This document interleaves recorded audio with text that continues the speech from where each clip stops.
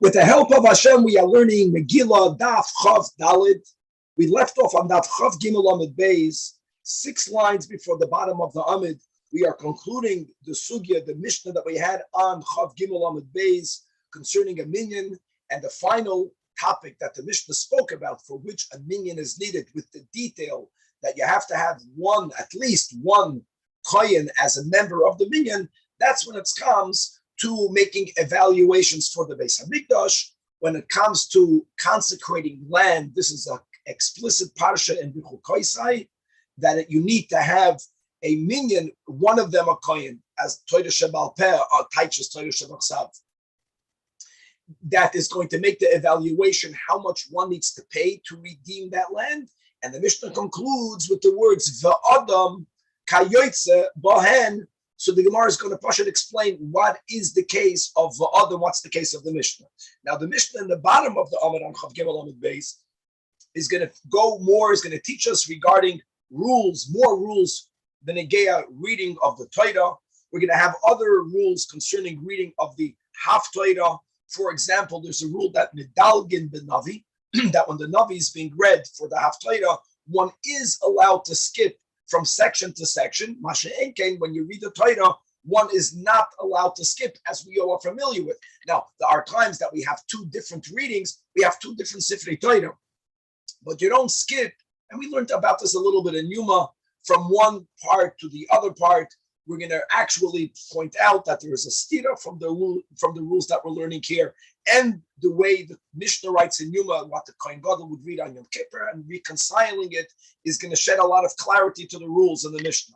We're going to have an interesting topic, we'll quote the Tosfos, regarding the obligation of a blind person. As we know, the sugya is a blind person obligated to keep the mitzvahs, is a blind person not obligated to keep the mitzvahs. Tosfos will tell us that our sugya follows the opinion that holds that a summa is exempt from the mitzvahs. He's not a mitzvah b'oisem. But midrabanan, a summa is obligated.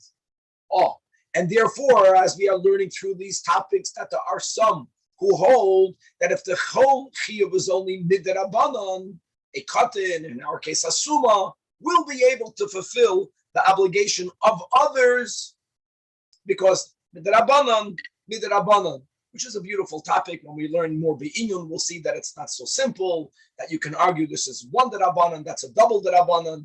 Nevertheless, we're going to be touching on the topics. We're going to be learning a little bit about birchas kohanim, certain restrictions for which a kohen will not be allowed to duchen. The word duchen means a platform, that a kohen will not be allowed to go up on the platform to give the birchas kohanim. We're going to learn a little bit about a minor in giving birchas kohanim. I know that the common practice, you look in a shul, is that kohanim bring their minor children with them. We'll see about this topic in our sugya. For example, a kohen who has blemishes on his hands is someone who should not duchen, not to attract people's eyes, having them look on their hands, which might be unusual. And as we know from Chagiga and other places, that one has to be extremely careful not to gaze on the hands of the kohanim while they are giving the birchas kohanim. The shechina is shoida on their hands. And le'inyan, we're going to go on Chav Daled Amud Beis to some rules regarding tefillin. And actually, what we will be doing is that we're going to have different expressions in the Mishnah about different behaviors that one should abstain from. The worst level of behavior is called derech minus. Then we're going to have something called derech chitzonim. Then we're going to have a notch down. It's not derech chitzonim, but we silence the person. The shaskin oisoi. Then we're going to have another concept of if a person makes certain statements, mishaskin oisoi derech nazifa. You silence him with condemnation. All different types of behaviors that are not okay, but on different levels. It's going to begin today. It's going to continue on Daf Chafei. And without any further ado, Chevra, again, Daf Chav Gimel Amud Beis, 6 lines before the bottom of the Amud. So, V'adam kayoytze bohen, reading the words of the Mishnah, the literal meaning would be that if a person is consecrated and you want to redeem the person, you need to have the minyan of 10, and one of them should be a kohen. And obviously, that cannot be the meaning, because the Gemara says, Adam mi kadosh, person can never be consecrated to the Beis Hamikdash. So Amar Ababahu, the meaning is Va'omer Dami Olai. So even though that what we have explicitly at the end of the portion of Bichul Koisai is this unusual law that if a person uses the words erech, dafke erech, erech means the value or the evaluation, but it's about that word erech. So erki olai, erkecha olai. I'm vowing to give my erech to the temple. I'm pledging to give your erech to the Beis Hamikdash. Dear the Torah, gender, age gives a specific amount of money, regardless of how much you might be worth in the slave market. But that's only if you stay loyal to the words erech. If a person uses the words damim from money, there Yataka have to. Every person has a different monetary value. Now, how do you monetize the human being? On one hand, you cannot. On the other hand, you do. There is a way of monetizing it, and that is to determine how much would this person be sold if this person would be sold in a slave market. And that is what the Mishnah is referring to. The Tanya, if a person doesn't use the words erech or erki olai or erkech olai, but you use the common word damim, then shaman oisoi ke'eved. It's not the age, gender determined by the Torah. No, every person has a different value. And what is the value? How much would that person be worth in a slave market? For which you have to have experts. And here again, since this money is going to the Holy Temple, it's not enough to have one expert or three experts, dafka 10. And dafka, one of the 10 has to be a kohen. Now, how do we know that that's indeed the rule? Logically, even though it's money to the temple, let's say 3 people would be enough. B'chlal, I want you to know, we'll learn this more in Sanhedrin. As a rule, whenever you have a group of people doing something, it's definitely better for them to be a odd-numbered people, not an even number, because it's only common that people have a difference of opinions. And when you begin with an odd number, which is normally the rule of a Beis Din, you have 3, you have a Beis Din of 5. We'll see this in Sanhedrin. You have a Beis Din of 23, you have a Beis Din of 71. What you are accomplishing is that if everyone gives an opinion, you're going to have a majority minority. You're going to have a minyan. You're going to make a vote. There are exceptions, but how do you know that the exception of when we learned in the end of last year, we learned the Torah writes the word the kohen 10 times, v'chulei. But if not for that, you would never come to a Beis Din of 10. So how do you know that? So the rule is 3 lines from the bottom, because Eved is kash l'karkois, because the Torah compares halachically the dinim of an Eved and dami olai. The rule is shaman oisam ke'eved. Eved is like karka. How do we know that? It says in Pashas Bahar regarding an Eved Kanani, v'hisnachaltem oisam levenechem, that you should hold them as a heritage, right? Levenechem acharechem, to the children after you. Loreshes achuza, that they should inherit the Eved Kananim as a achuza, as a possession. The word achuza is normally used only concerning real estate. The fact that the Torah uses the words achuza concerning the Eved, that's the context of the Parsha in Bahar. That is from where we know that an Eved is like karka for various halachas, including this one. That of dami alai, ke'eved, how like the rules of a karka based on of 10, and 1 should be a kohen. All right, moving on to the next Mishnah, again on the bottom of Chav Gimel Amud Beis. Baruch atah Adonai Eloheinu melech haolam shachar v'dvarim. Says the Mishnah, HaKoyre ba'Torah, when a person is reading from the Torah, lo yifchos mishloisha psukim, never should less than 3 psukim be read. Rule number 2, v'lo yikra lemeturgamen yoyse mipasuk echad. During the times of the Mishnah, up until the times that people forgot, they stopped using Aramaic. When people spoke Aramaic, the public recitation of how this pasuk is interpreted, let's say in Onkelos, was of tremendous practical benefit. Not everyone understood Lashon HaKodesh perfectly. Everyone understood the Targum. Nowadays, now you understand why we don't do it. Nowadays, people mistama understand Lashon HaKodesh a lot more than they understand the Targum. Targum doesn't mean English. Targum means dafka, the Targum that was made by those great tzaddikim that we learned about in Megila, whether it was Onkelos Hager, whether it was Yonis and Ben Oziel, and that translation / interpretive translation was l'chatchila made in Aramaic. And they used to read a pasuk out of a Sefer Torah, and the translator would translate that verse. So the Mishnah is saying only do 1 pasuk at a time. If the reader will read more than 1 pasuk, It could be that the metargemin, that the translator would get confused. Certain people are not capable of, of repeating more than a certain amount. They get confused. They once inaugurated the president here in America, and the Supreme Justice read up as too many words. So the president got fadreit. You have to be careful. If you're speaking to people that don't have the capacity, you speak less words. Daf chavdal on the top.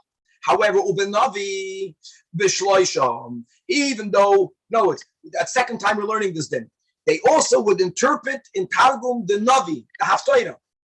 Imagine the Kiddush Club can go so much longer. It's double the size now. Everyone is teaching it. There, if the Meturgeman will get confused, it's not the end of the world. So here we actually prefer for the reader to read 3 verses, and then for the interpreter to teach, to share those psukim in Aramaic. And if he'll get confused, it's nishkafer. Another thing. However, this is concerning the Navi. If now there's 2 different ways of learning the Mishnah, we're going to follow the Shita of the Rishonim that interpret the word Parsha not in the normal Parsha context, but if these 3 verses are about 3 different topics, the Gemara is going to give an example of 3 verses in Navi, one right after the other, not in 3 different parshiyas, the way what we call a parsha, but each pasuk is completely a different topic. Here, even by the Navi, koida echad echad. So it's no gift to the interpreter to have to remember 3 completely different topics. If it's of the same topic, then you can go up to 3 verses. Another rule, medalgin the Navi. When the reader is reading the Haftarah, we also learned in the last year certain general rules that they 21 verses. I know that there are exceptions and people are not medagdik nowadays, but when you read the Navi, what happens if you want to speak about 2 different if you want to go to 2 different places in the Navi? Can you jump? Can you skip many psukim? Yes, you could. You can skip while you are reading the Navi. The idea of skipping or not skipping has a lot to do with tircha de tzibura. That is very important, halacha l'maisa, because one of the main reasons why you may skip, why you may not skip, all is based on the fact that the Navi was read from a scroll similar to a Sefer Torah. It was a rolled scroll, ink on parchment. And we know this from a Sefer Torah, that if you skip a topic, it takes time for you to roll the page. Chumashim, books are very different. We all know that today. You can have a marker in the book, and you can skip to many, many chapters ahead in 1 second. You give 1 drei, you give 1 flip over. But here, when you didn't have those fanim, so so when you're rolling the Navi, is there a problem with you skipping, which would make l'chayda people wait? Also, it might confuse people. So by Navi, you are allowed to, but the ain medalgen b'Torah. More details in the Gemara. Even in the Navi, there is a limit. At kamu hu medalei. This last line is about the Navi. Even though you are allowed to skip in the Navi, at kedei shelo yifsoi kamatu gaman. It can only be to a place close enough that while the interpreter is interpreting, you are now rolling it to the new place. If the place that you are rolling it to is so far away that the Meturgeman will interpret and then he'll finish interpreting, so there's going to be a paused silence until you find a new place, even by the Navi, it's not okay. It's only okay because there won't be a break. Now, if there won't be a break, how do you get to the new place? Because you have the translate. Okay, says the Gemara. First of all, Hanagimul Psukim, we're having this throughout. Keneged me. Amar Avasi, Keneged Toyre Nevi'im Ksuvim. That's it. Next. Don't read Yosemite Pasuk Echad. But the Mishnah says by the Navi, you can read up to 3 verses at a time. However, but if the 3 verses in Navi are shalish parshiyos, are about 3 different topics, 3 different subjects, then even by the Navi, you are only allowed to read 1 verse at a time. What's the example here? The example the Gemara gives is from Psukim in Yeshaya, not in different parshas. It's all in the same, what we really call a parsha. There are no breaks in the scripture. It's about 3 verses that are in 3 different subjects, 3 different topics, where it says, the next pasuk reads, the next pasuk reads, and since they are 3 different subjects, even though you're reading the Navi, 1 verse, let them metargem it, and then next, and then it's interpreted, and then next, and not all together. Medalgin the Navi, medalgin the Torah. So we have Mishnah Megila. Problem is in Yuma, we learned otherwise. It says in the Mishnah in Yuma regarding what the Kohen Gadol reads on the holy day of Yom Kippur. First, he reads the part of Achrei Mois, as we all know, the Seder of the Avodah, and then Achrei Mois. Then he goes to Ba'asor. Ba'asor, guys. Ba'asor is Parshas Emoed. I know it's not that far away. Achrei Mois Kedoshim Emoed. It's a couple of columns ahead, but you jump. Now, don't forget that on Yom Kippur, you're not calling different people. It's the same Kohen Gadol reading it. So you do jump on Yom Kippur. Approach number one, Amar Abaya loy kashe kan bichdei sheifsek hamaturgemen. When are you? Our Mishnah that says you're not allowed to jump. That's only that if you will jump over to many columns ahead, the translator would have already finished translating before you find the new reading, the new place. So there's going to be a hefsek, there's going to be a pause. That is where it's not allowed. When do we allow on Yom Kippur and Yuma? Now we just read the Mishnah and we know that this answer is not. Obviously, Abaya had a different way of understanding our Mishnah, but we read the Mishnah according to the Maskana. The Gemara says it can be. Because Allah Ketani regarding the rule of our Mishnah regarding jumping, and the Mishnah says medalgin the navi, the aim medalgin the Torah. Then the Mishnah says va'akamahu medalig, and that goes to the navi that even in the navi, when are you allowed to jump from section to section? Only at kedei shelo yifsek haturgaman. Only if you will you'll find the new reading, the new section.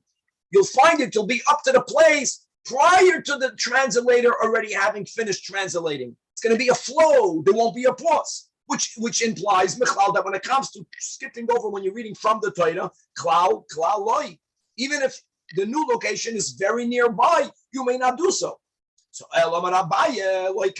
here we go. Here goes on Yuma, the Inyan Echad. Here there are two things. There's the same topic, and will there be a pause? If it's the same topic, and there will not be a pause, that is when you are allowed to jump over. Guys, you know when you jump over nowadays, I'll give you a good example. Every time is Sibur. It's the same topic. It's about God forgiving us and expressing the forgiveness tangibly by giving us another luchos. And there's no because it's a column and a half, and it's from the Kohen to the Levi. No one even knows that you're skipping. Then you are, allowed even in the Torah.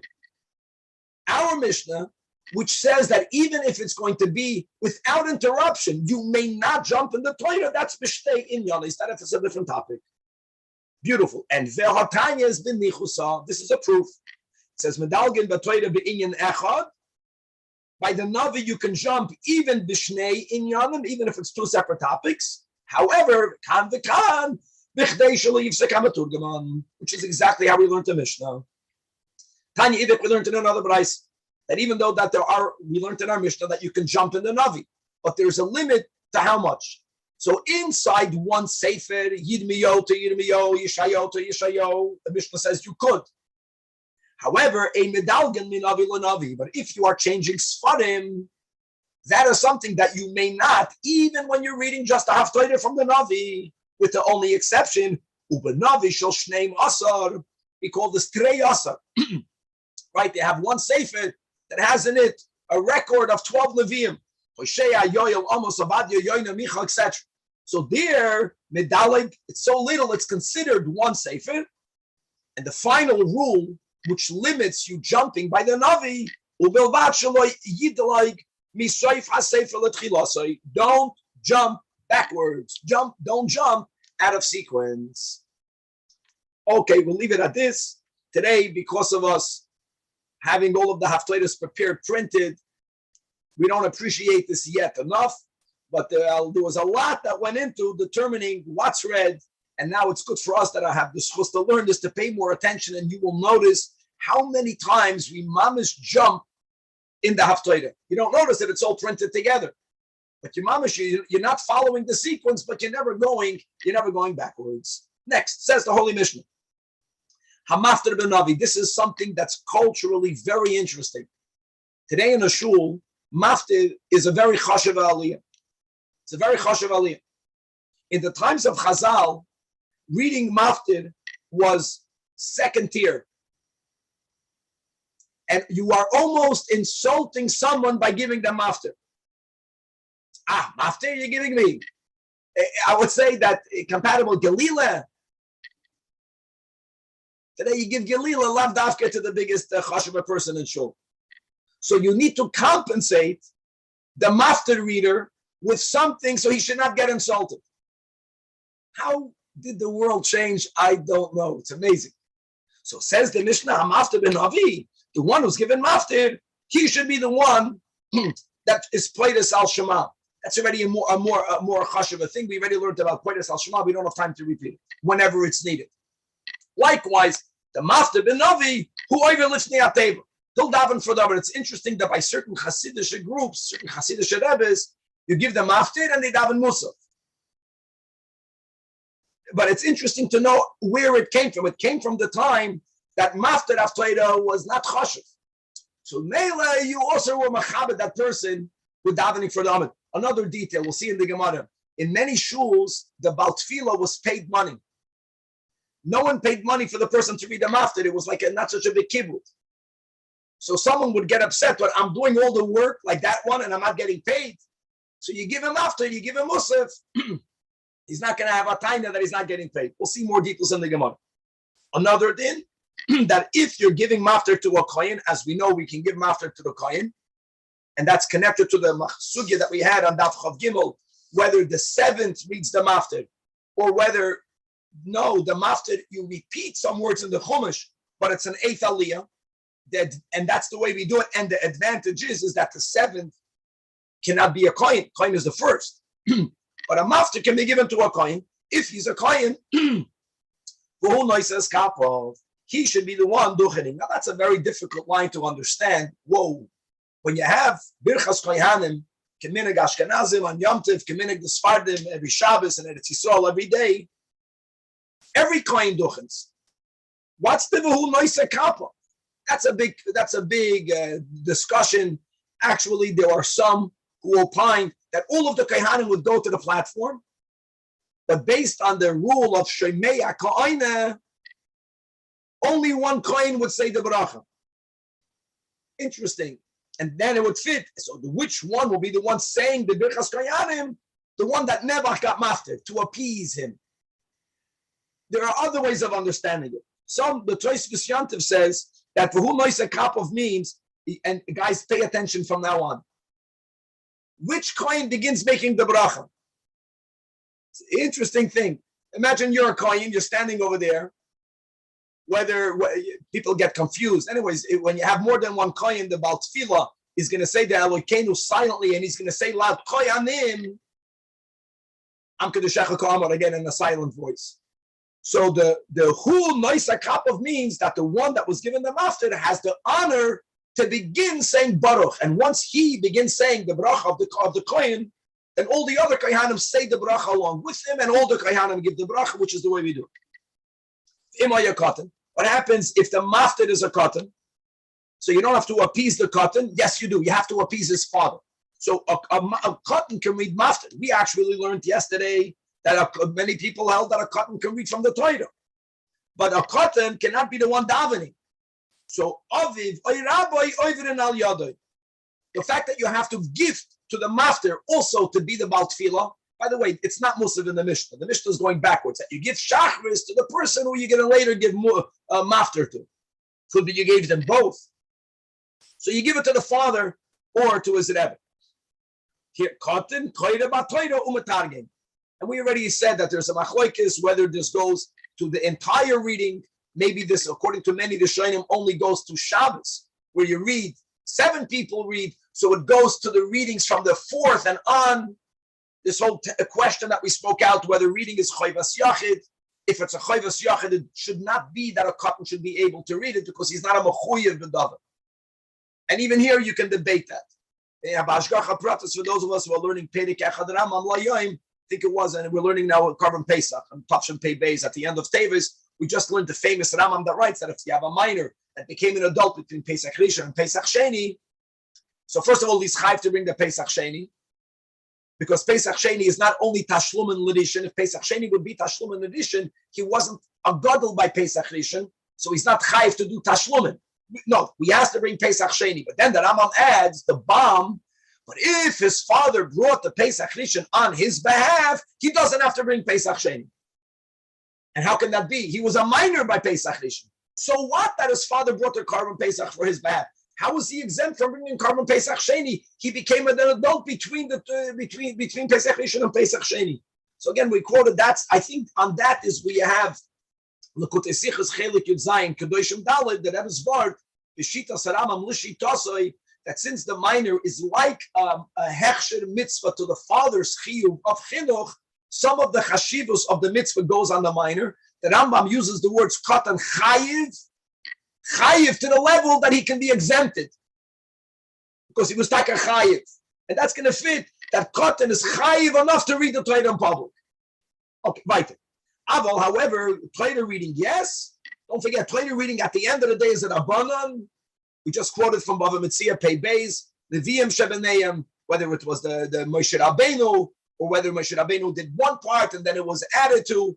But you have it's a midrabanan. Aval Eina Pleidas Al Shema, which is also the Rabbanan. Pleidas Al Shema, which is to say the Chatzi Kaddish and the Baruch Hu, and they used to say the first of those two brachas, Birchas Hayotzei Rama Oiros. A cotton may not do that. Nor the Eina Oiver Lifnei Ateva. A minor cannot go for the Amit. You know, many shuls, they go to the Amid by Enkel Okenu. You have to know this. They don't go for the Amid for Shemona Esrei. And again, another bomb line. This is such an important daf. Wow. The Ein and Nicer Kapov. If we have Kohanim here online, a Kohen doesn't duchen. A Kohen doesn't duchen. What do you mean a Kohen doesn't duchen? Now, when does he duchen? When he's not a minor. Ask a Yid, when does the Katan become an adult? Oh, you'll say when he's 13 and his body matures. Shtei Sa'aretz. No, Oichet Nish. So Tosfos over here, the Tosfos that goes from the narrow to the wide, says number one from Chulin that a kohen should only duchen when his beard comes out. That's way older than gadol. And number two, Tosfos wants to know that kohanim go, minors go for chinuch. We know we go look in your shul. A minor will go with his father. So look inside the first line under. Yeah, but you don't just have a cotton up there. Very good. So Tosfos says, I'm reading inside the end of the first wide line of Tosfos. If there is at least one other adult duchening, yes, a minor should go with the adult because of chinuch. But if you only have a minor, that's what the Mishnah says. A minor doesn't do it. And then he quotes from Chulin another thing, that you have a concept called a one-time birchas kohanim, and then you have, which is called ba'akroi, and then you have, let's go with the Sfardim, they duchen every Shabbos. Or in Eretz Yisrael, you duchen every day. If you're duchening every day, you want for the kohen that's going every day, not only to be a halachic gadol, it's not enough. You want him to be old enough where the beard is coming out. Normally we say that's 18 years old. Unless you're a Zion, that's 25. You have to be older for that. Whatever the age is. Okay, weiter. Back in the Mishnah. Wait, so the more often you do it, the more you want to have someone older. Correct. It makes sense. As a one-time thing, okay, as long as he's a gadol. If you guys were learning, we're touching on gold. I can make an argument the other way also, meaning when you only do it infrequently by us, we only do it on Shalosh Regalim, whatever. You want a hush of a guy. If you're doing it every day, okay, okay, Danny, I hear what you're saying, but let me give you the other side. If you're doing it every day, it won't be the end of the world if you don't do it today. If you only do it by us, imagine by us, we're chutzlaretz, we do it a few times a year. It's really sad when you can't do it. So there you want to be more lenient. Okay, we have a client, he's 13.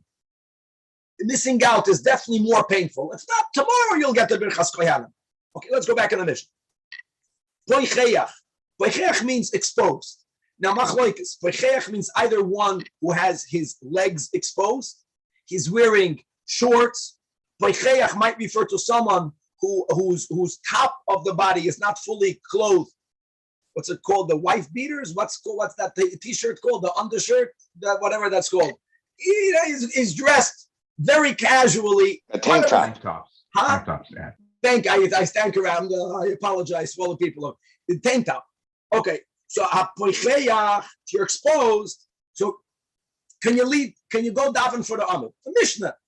Poides es Shema, yes. Poides al Shema, you could. Metargim, you could. Avol eino koide batoida. The more chashiv a position you're taking, the more it's important for you to be dressed appropriately. And ve'eino oive lifnei ateva, and ve'eino noisas kapov. All right. No, it's their appearance is of greater significance. Tznius is of greater significance. Next in, sumam, poides hashema, blind person can both be poides hashema, as we explained in the last year, and it can be metargem. Now, whoa, again, we're touching bombs. Sumam. So here is the problem. If we're going to go with the shita that holds that a blind person is automatically exempt, right? That was the whole Rav Yosef, right? That I would make a su'uda when he thought that you're not with summa v'oisa, he was a summa. He would make are you mechuyev, are you not mechuyev? So Toys was bekitza, just to quote the third line in the last Toys, going down. The third line is like 5 lines from under the Gemara. He writes that the Gemara, the Mishnah is speaking about a bona fide blind person. And yes, the blind person is exempt from the biblically is exempt. Listen to the words of Toysvis and look inside the Gilyan Ashras Rabbi Kiva Eger.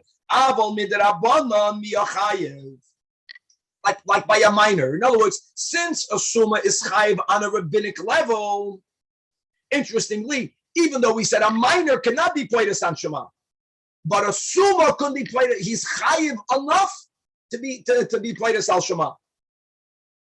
Right. Umetargem, and he can be the one that's interpreting. Rabbi, one more time. What exactly is this concept of Peres Shema? Okay, so let's go with one shita. Peres Shema means that it's predicated on the importance. Chavre, remember this: that when you make up a zman to start davening in a shul, start davening at that time, and even if there's no minyan, start davening nonetheless. And the advantage is that's the way you build a minyan. If you always wait for the minyan, in the long run you're hurting yourself. Because then people who are rushing bittul malach, how much did we just learn over the last few daf? Don't even add one aliyah, not to add to the length of the davening. So people need to know that the davening is over at a certain time. And even if a shul, we're not advocating to daven quick. It's important to know you go to shul. I know the minyan is over, 8:15. The minyan is not over after 8. I know I can go to carpool, I can go to work. So you begin. So it happens very often that until the minyan came, the oilam is already after a certain part of davening. So they missed Baruch Hu. Again, Danny, let's go according to the Rishonim that hold that if you don't have a minyan by after Yishtabach, it's not only you missed that Chatzi Kaddish and you missed the Baruch Hu. It's worse that many opined that the Kedusha part, the Kaddish and Baruch of the Bracha of Yotzer HaMa'oros can also only be said with the minyan, like everyone holds that the Kedusha and the Shemona Esrei can only be said with the minyan. So they would miss that part. So when the minyan, when you have now 10 Jewish men, 13 years and older or older together, so you want to now make up that which you lost. So what do you make up? So one of the people will get up there. He'll just go Chatzi Kaddish. By the way, the Alter Rebbe says that you never stop say Chatzi Kaddish. If you sing Chatzi Kaddish, you should say a pasuk that should justify you saying Chatzi Kaddish. That's another topic. Chatzi Kaddish, Baruch Hu, and they would read the first of the 2 brachas prior to Shema. That's called Poides, half. And that's it. And Baruch Ata Hashem Yotzer HaMa'oros, and that will be done. Today, the common thing is you just make a Baruch Hu. Ahoicha Baruch Hu. And even nowadays, a Baruch Hu is made after Kaddish. So this person as Shema was done like at the end of davening, like whenever you got the minyan. Yeah, it was done at the end of davening. Uh-huh. Yes. And only one person read the first bracha. Today, the way we apply Poris and Shema today is that if there wasn't the minyan for Baruch Hu between Yishtabach and the Birchas Kriya Shema, then they would make a Baruch Hu after Enkel Elokeinu, after the Kaddish D'Rabbanan, before Aleinu. That's the way it's done b'poyel nowadays. So the question is, can a blind person be Poides Shema? Now, what's the novelty? It's not only whether he's chayiv or not. There's another issue. The bracha is Yotzer HaMa'oros. God formed the luminaries. This person is blind. He doesn't benefit from the luminaries. So that's another topic. So Rabbi Yehuda says that how can a summa be Poides al Shema I get it, like Tosfos says, he's chayiv enough, he's chayiv midrabanan for him to be able to lead it and to be moitzi everyone else. I accept that. But there's another reason for why a blind person may not be pleides al shema. If a person was not born blind, even though now, God forbid, that person is blind, he benefited from ma'oidos in the past. He can still say it. But if he was never a person who was able to see, he was born blind, because he never had benefit from the luminaries. More in the Gemara. Tanach is going to point out that even a blind person benefits from the luminaries. Yes, Shuki. The bracha birchas hashachar of Pokeach Ivrim has the same dinim. Oh, Because I know that by that one we say that a blind person says it because he gets the assistance of others. that's because we paskin like the Chachamim, Shuki, and we're going to learn this now in the Gemara. Okay, says the Gemara. My Tama, guys, let's begin. Why is it that this Baal Mafter got all these privileges? Today, people machpei to be the Baal Mafter. It's everything changed. The Olam Hafach we're living in. So there's two reasons. Papa says Mishum Kavod, like we said, Kavod means that we're giving it. Mafter was nish b'chavadik. You insulted him. So to compensate, you gave him other kibud.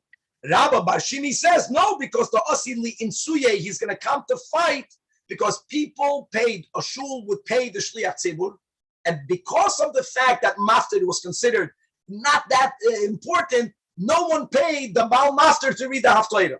So he's going to get upset, not because they slighted his honor, because he's not getting paid. It's amazing how different people, different taivas. Some people are money seekers, some people are covet seekers. Either one, he's going to be uncomfortable, so you compensate. Now, is there a practical difference? The Gemara says, yeah.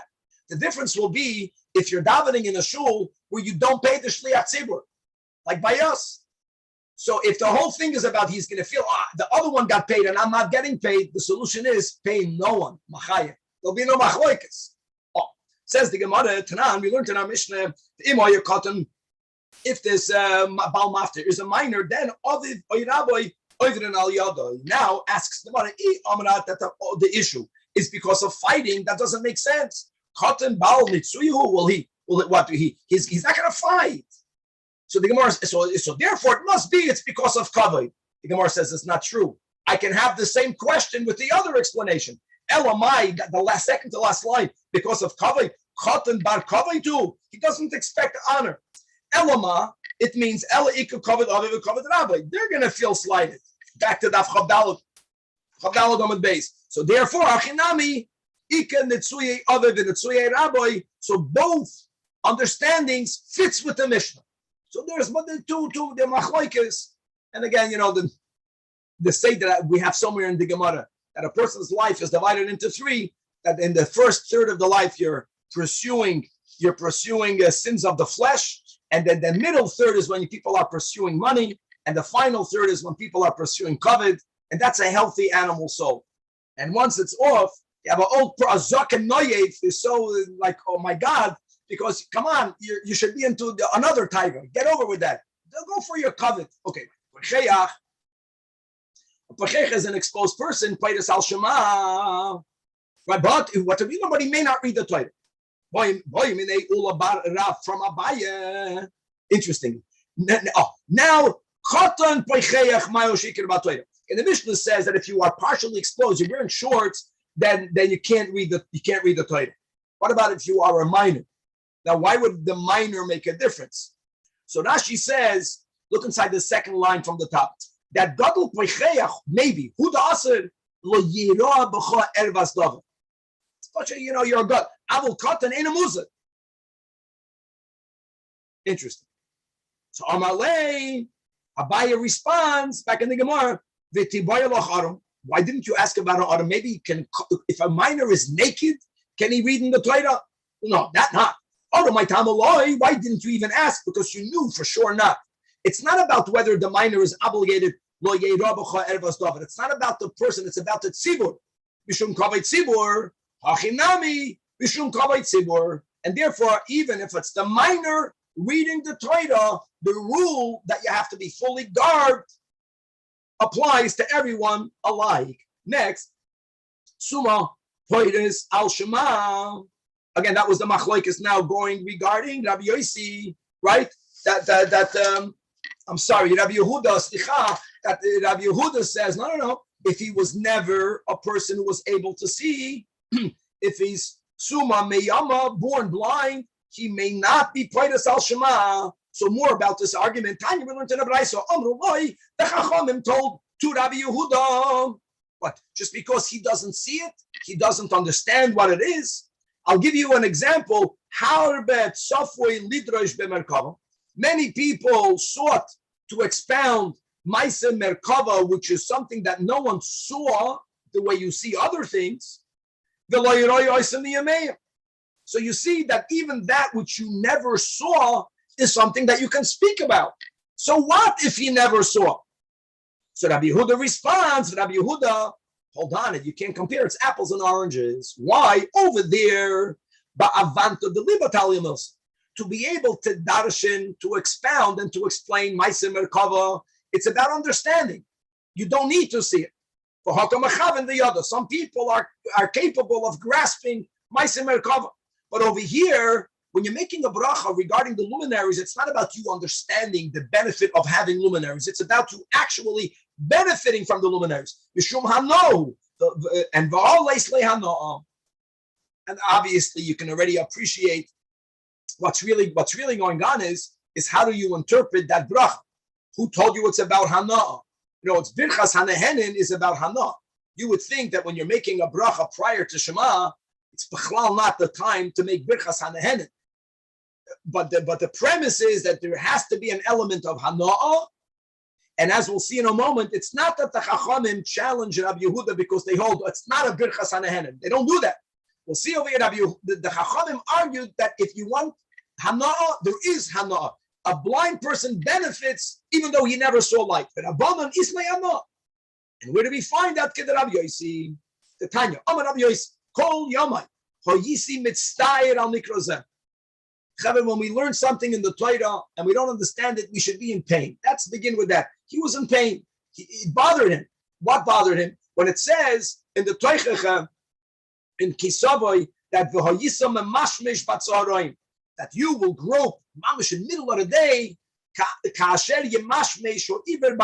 like a blind person who's groping at night. Hold on. If you're trying to speak out that you'll be clueless and you're going to be groping during the day, write like a blind person. Why do you have to write in the pasuk like a blind person at night? For the blind person, the day and the night is the same. Great question. That is what bothered Rabbi Yosef. In other words, the Torah should have written, God forbid, that this concept, and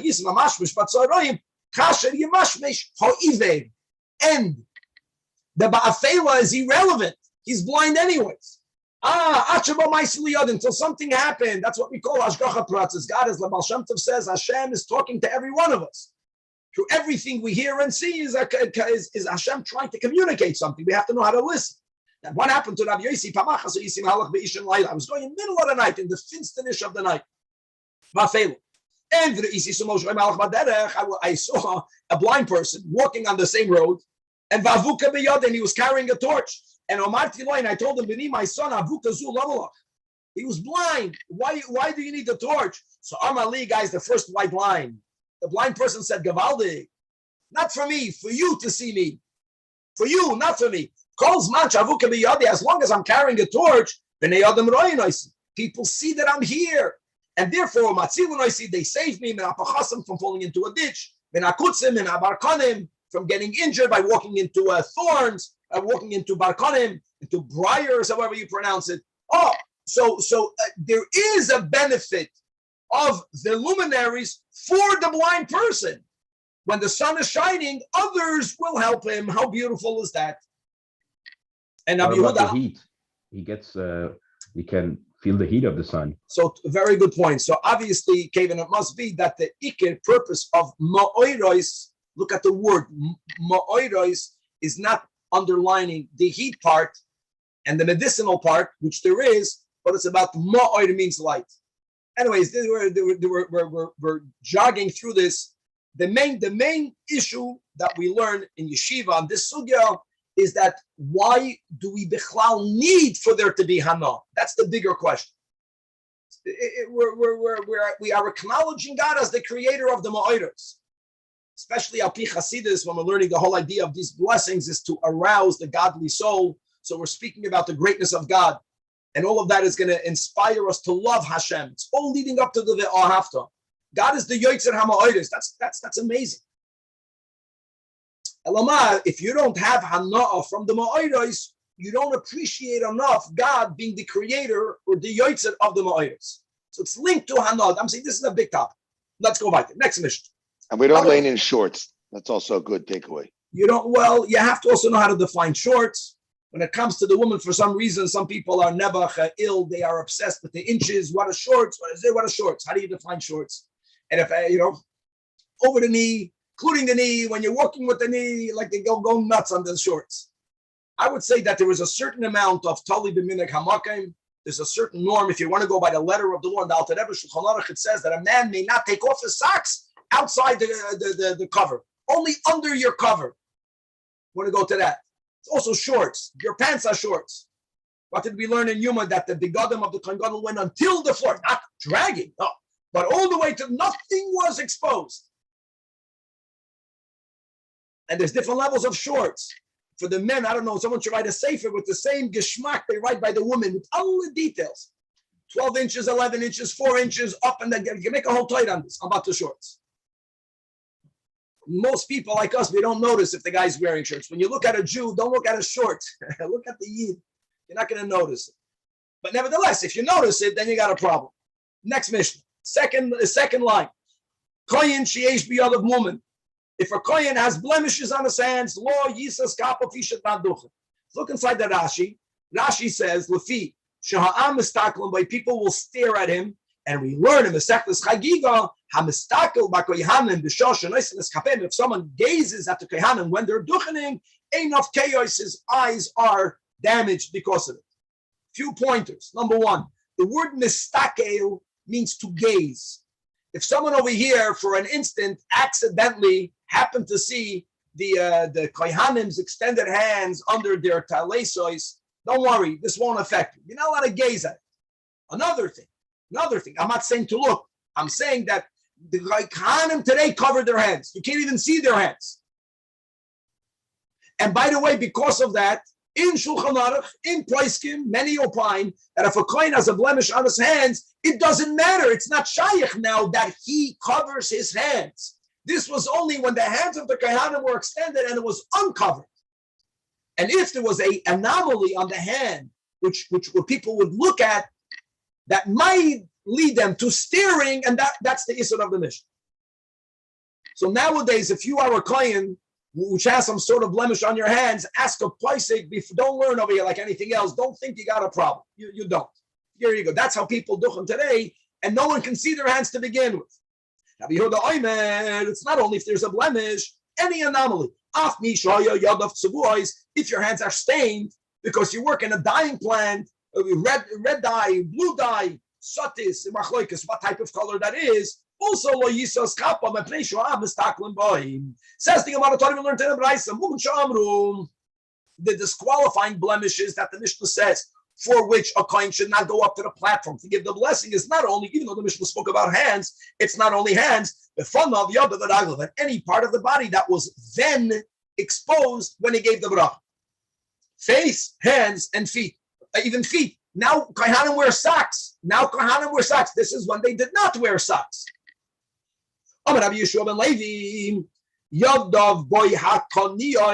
If one's hands are spotted, all different types of skin ailments, with all the great medicine that we have out there, it's not so pashut to heal this on the skin. It's complicated. We're not good yet on that. So if you have these spotted, whiter colors, different discolored hands, also not only Rabbi Shobal Levi, we found it later in a Tana in the Brayso. Yodav boyhakiyonius loisas kap. Another thing, akumas, if they're bent forwards. Akushas, they're bent to the side. Loisas kap. Oh, now that we're speaking about that, now we're going to go me'ingin le'ingin, and we're going to go to people that cannot pronounce words clearly. Amar Avasi, Chayfani, if you're from Haifa, where's Iran Weiss? Beishani means you're from Beit Shan. These are names of places. Loisas kap. Don't duchen. Why? because people there did not speak clearly, as we'll have examples in a moment. And now we're going back. It's not only duchening, it's b'chlal davening. Don't get someone that comes from that place. Why?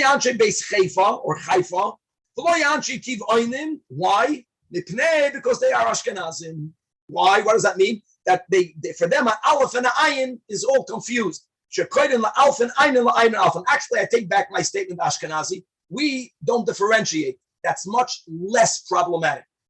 The problematic is that if you pronounce the aleph and the ayin the way you should, different one from the other, but you confuse one for the other, that's much worse.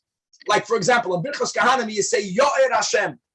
Aleph is Yud Aleph Reish. May God enlighten you. If you by mistake, if you fadrei the Aleph and the Ayin, Yo'er mit an Ayin is a God should pour for you. It doesn't work. So if a person confuses, doesn't make a difference. If they confuse what is Aleph is read like an Ayin and vice versa, and that's Anshe Beishan, Anshe Beis Chayfa, Anshe Tibonim, they should not be B'chlal leading the prayers. Rab Chia told the son of Rabbeinu HaKadosh, Rab Shimon, if you would be a Levi, you would not be allowed to go up. Levium don't go up to give Birchas Kohanim. Levium go up to sing, because there also we want for the voices of the Levium to blend one and the other. And if someone's voice is the Avikalach, someone's voice is very thick, unusually thick, it won't blend, it's going to stick out, he also shouldn't go. So Asa Omar Leilabu, Rab Shimon told his father Rebbe, this is what Rab Chia told me. If I would be a Levi, my voice is so thick, I would not be allowed to sing with the other Levium. So Amalei, so Rebbe told his son, Rab Shimon, go tell Rab Chia, that Kesha'ata Megia Eitzel V'chikisi Lashem, Lohim says Mechara from Megadev. You are telling me that my son cannot sing. Let me ask you a question. In the Haftarah, when you read a pasuk in Yeshaya that says V'chikisi Lashem, I awaited God's salvation, and here clearly Rab Chia, the opposite of a Russian. A Russian makes from a hay into a ches. He was the opposite. Ches, he made into a hay. Now, if you read this pasuk, instead of v'chikisi, I am awaiting for God's salvation. The way you read, you write v'hikisi, or gavalt, hikisi means I hit God. Hitting, I hit God, you're blaspheming. So basically what he told him is that if you are not qualified to sing, if you would be a Levi, then the one who told you that is not allowed to read this Haftarah. Now hold on, isn't it correct? If this is correct, Tosfos says that Rab Chia had a hard time pronouncing a ches. We have a story in Bava Metzia that when we were looking for someone to be about Tefilla, and the whole sugya that if Avraham, Yitzchak, and Yaakov would daven together, everything they would ask for would come true. And they wanted to know if there's anyone in their times that have that power. And they said, yeah, Rab Chia and his children are just as powerful as the others. That story, and they began to daven Masha Faruach, and the wind began to blow. When they said the Masha, waited, I guess the rain began to fall, and they were going to say, Machaya HaMesim, the dead were going to get up. But how did he go for the Amid if Rab Chia has a problem with the Ches and the Hay? So Tosfos says that even though Rab Chia had a hard time, if he made a big effort, he would say the Ches. It took a lot of effort to say the Ches. When he was davening quick.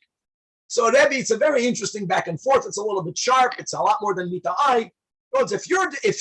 He told you you're disqualified, du bist euch disqualified. So leave it at that. Bite. Amar Afuna. Going back to the Birchas Kohanim, to the Kohanim. Zavligon is a Kohen whose eyes are tearing the whole time. A crier. Lo yisas kapo. Because everyone is going to look. Wow, he's saying Birchas Kohanim and the tears are coming out of his eyes. There was a Kohen in the neighborhood of Rafuna, and he would duchen, even though his eyes were tearing up the whole time, or people would stare at him. So the Gemara says, he lived in that city, this Zavligon. Everyone was familiar with him. Very important. So it didn't attract attention. And this is a heter for everything. So if someone is in your group and he has some sort of a physical deformity, but people are used to it, then there's no problem anymore. Another proof. However, if people are familiar with this person, then he's allowed to duchen. A blind person, even if only ba'achas me'enov lo yisas kapov, a vadai if sum on both of his eyes. Here also to know, it's not an inherent disqualification. It's because people will stare at him. People that are blind, you can see that they're blind. And all of this is before we had Kavan's picture, before Kohanim would cover their faces and heads. Again, nowadays we paskin that anyways everything is covered. No one is able to be mistakel on them. Again, the kasha is a blind person, maybe and he duchen to have a padis yade. So here again, everyone knew him. It was a norm. Even though it's only in one eye. Then finally, the Mishnah says that Rabbi Yehuda says that Misha Haya Yadav Tzuvuos Lo Yisas Kapov. And now let's bring the same concept to here. What happens? You're living in a city filled with tinturarias, however you pronounce this in English. Everyone has dyeing plants, so everyone's hands are all colorful. Because it's not about an inherent issue. It's about not having something unusual that would attract people's gaze. And Rashi quoting from Chagiga Dafta Zayin, and that is a sakana pasha to some's vision if one gazes at the kohanim. Let's chap on a little bit weiter. Says the next mission. These are good. I don't know how everything changed. Today's daf is showing you how the whole world became completely crazy. Today, maftir is the biggest kibbutz. Then you would have to bribe someone to take maftir. Today in the Haredi world, you have to wear the white shirt. You have to wear a white shirt. It's almost as important as shorts, not to go with shorts. But in those days, only idol worshippers were medagbek to wear white. They would never daven if they're wearing any colored clothing. The Fruma people didn't care if you wore colored clothing. When did you see a Fruma person wearing colored clothing? Maybe big Rebbe's, take a beautiful, these golden bekishes. Changed. Today we're very black and white. So if a person would say that I'm not going to daven before the Amid if I'm wearing colored clothing, I'm only going to go with white clothing, we suspect this person is a heretic. He's from those Oid the Avodah Zarah. Likewise, then even if he's wearing white garments, he shouldn't daven for the Amid. Suspect was if this person is dressing the way people in your era, in your generation, Fruma people don't dress the way you're dressing, but who does? The Christians or people that are Oivdei Avodah Zarah. Then suspect it. Likewise, the Oivdei Avodah Zarah would not daven wearing a sandal. They would only daven barefoot.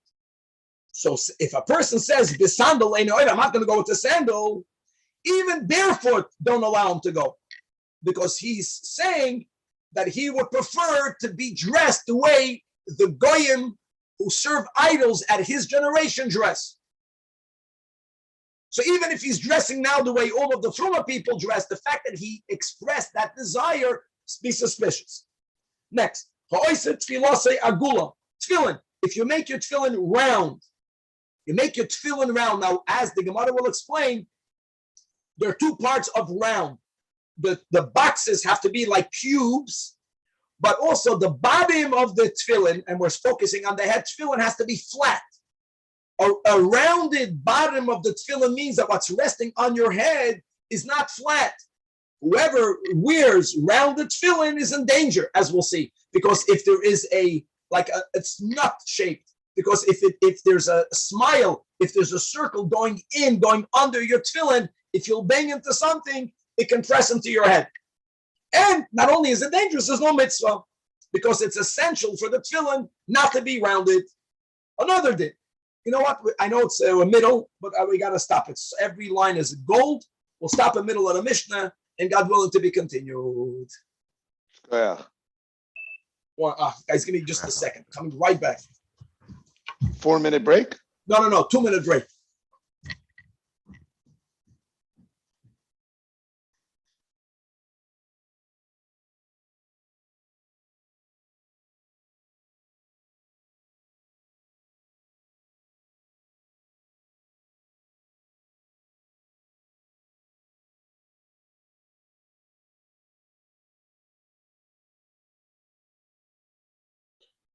Guys, no davening or laning in shorts anymore. We learned a new one today, guys. No names, but you know who I'm talking to. Lifnei Ateva. I thought we have to measure the length. Danny, no, wasn't that the Maskana Lifnei Ateva? Lifnei Ateva means davening for the Amad Yaakov. Yeah. That's what you're talking about, correct? Yes. And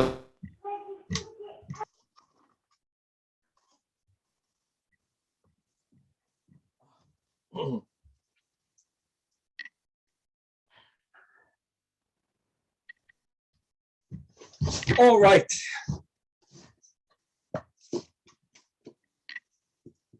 Hey, wow. Guys, I think that's it right after this daf. I think there's only 7 left from Megillah.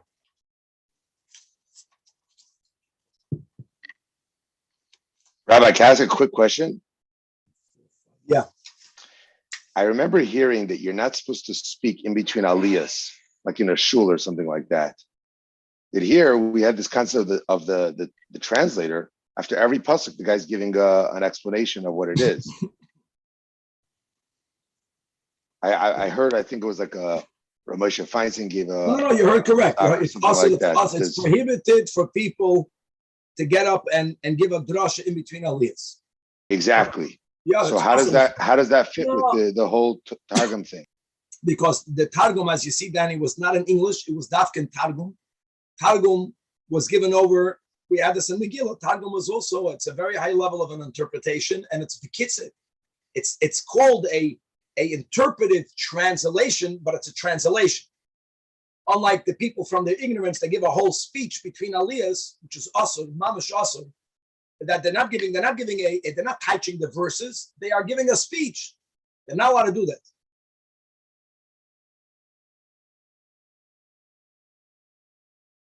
Wow. Okay, let's go, Chavre. With the help of Hashem, we are learning Megillah Daf Chaf Hey. We left off. Just give me a second. With the help of Hashem, we are learning Megillah Daf Chaf Hey. We left off on Daf Chaf Daled Amid Beis, in the middle of a Mishnah, 5 lines before the bottom of the Amid. We were speaking about people who make declarations which makes them sound like they are behaving or dressing the way the idol worshippers of their times dress. And we are referring specifically to the Christian Catholic faith, just to make that clear in the times of the Mishnah. So if they said that they would like to honor God by dressing the way the Oivdei Avodah Zarah would dress, for example, the Oivdei Avodah Zarah would only wear white. They wouldn't wear colored clothing. They found it disrespectful, not Hasidish enough. The Oivdei Avodah Zarah. So if you say that, even if you're wearing tzivainim, you can't go for the Amid, because maybe we are afraid that you are connected to that group. Now, from there, we went to tefillin. Now, what's amazing is that we're going to have, I know we are in the middle of a Mishnah, but it's going to help us contrast this Mishnah with the Mishnah Daf Chafei, that even though Ein Nikra Yoitze Midei Pshutoy, every verse has to be interpreted according to its pshat, but you have to know pshat. Don't think you know pshat. I'll give you an example, tefillin. It says in the Torah, Kshartem la'ois al yodecha. People can learn pshat. Yodecha means on your palm. L'toitafa is beinei necha. You can say beinei necha, the pshat is between your eyes. It's not that way. We know the pshat. The pshat is something that we have to go to the oral Torah to know the pshat. And if you interpret a pasuk not the way the sages taught the pshat, but the way you understand the pshat, you got yourself a big problem. And that was, by the way, that was the beginning of Christianity. People that rejected the Torah Shebal Peh.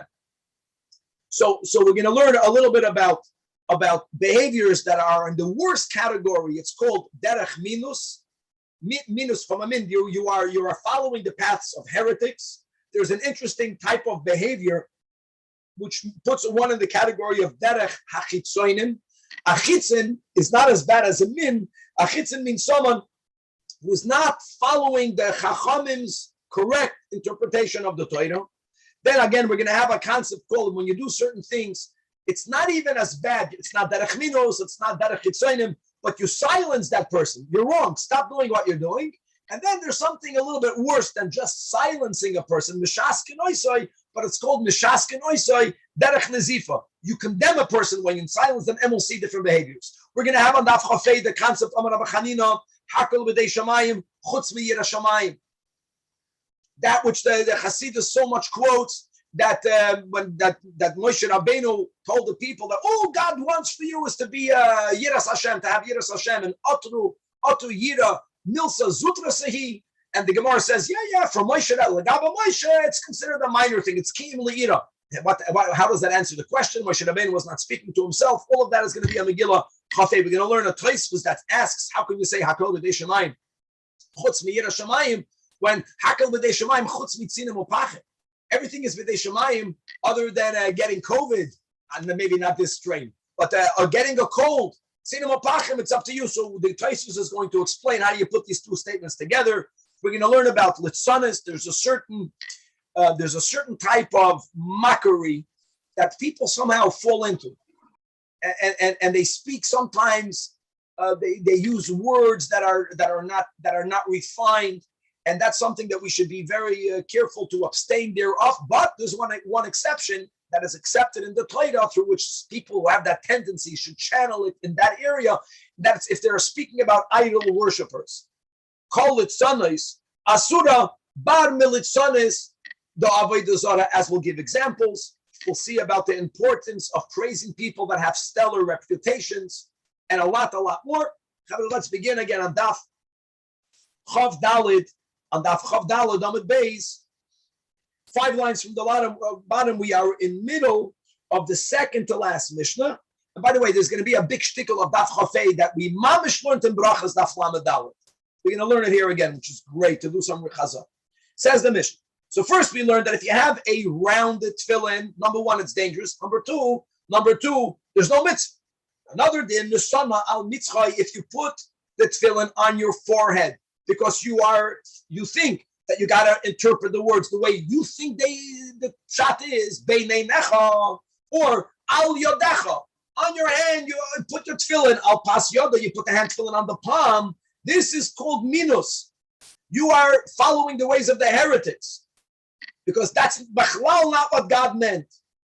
Sipon zav, if you covered your tefillin with gold, many people understand that to mean if you make the bottom out of gold, you want to give it more covet. Or unasana al beis unkali shaloi, if when you are putting it on your hand, you don't want to expose your hand, so you're putting it on your sleeve. You're modest. It's not derech minus. The minim didn't do that.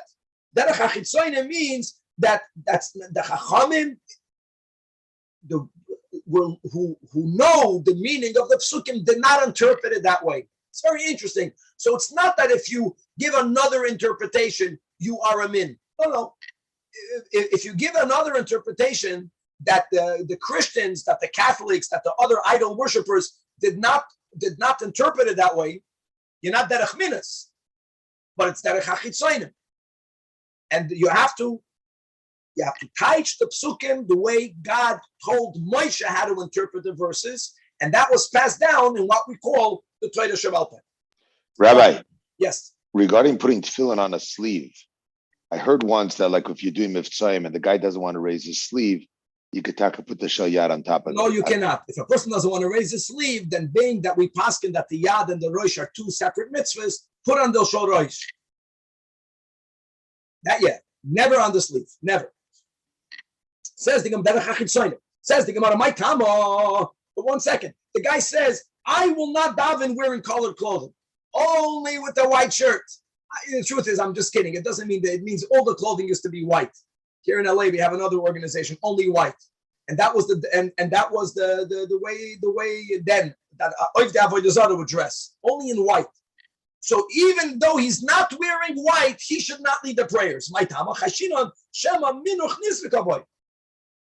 No, he's adopting heretical ideas. When you're makpid on something, when you're particular about something that from a Yidden are not particular about, where did you get it from? You adopted ideas from out there. Ideas from out there are not necessarily good ideas. And if you know that those ideas out there are coming from people who are then involved in Oiv Avodah Zarah, don't allow this person to lead the congregation, period. Next. If you make it tefillin around, it's a danger and there's no mitzvah. Says the Gemara, so now let's say that our Mishnah via implication is saying the same thing that Braisa taught us explicitly. What does it say in the Braisa? That tefillin, that tefillin that have to be not only square, but they have to be cubes. That's a halacha l'Moshe Sinai. We know there are 10 halacha l'Moshe Sinai when it comes to tefillin. And Rava says, you know how important it is for tefillin to be perfectly a cube, that betifran, that even when you are sewing it, you have to be careful not to sew it too tight, because when you sew something tight, it bunches up. You want it to be mamish, a perfect square, and uba alach soinan. And you want for the diagonal also to be perfectly a diagonal. We know the rules, guys, the Yiddish math, that if that the diagonal of a square, what's the din? And we had this so many places, it's 1 2/5. It has to be exactly square. So if you measure it, we have dalad al dalad, the tefillin, the Alter Rebbe says, ideally. So the diagonal should be right. You have to add 1 2/5. So l'chayda, that's why if you have it round, you didn't do a mitzvah, because it's against the halacha l'Moshe Sinai. So Amar of Papa, if you only would have had the Mishnah, you wouldn't have known the Braisa, because you maybe would have learned shot in the Mishnah Mas Nisan Davida Ki Amguza. Maybe the Mishnah is not speaking about you making the cube a circle. Maybe the Mishnah is speaking about you making the tefillin perfectly square. We don't know what the case of the Mishnah is. Or maybe the tefillin is perfectly round. The Mishnah is just saying that the part under the base of the tefillin should not be rounded like a nut, should not be a sphere, because then there is a danger when you place it on your head. If you bang your head into something, it can go into one's head, God forbid. So you don't know from our Mishnah whether we are addressing the squareness of the box itself.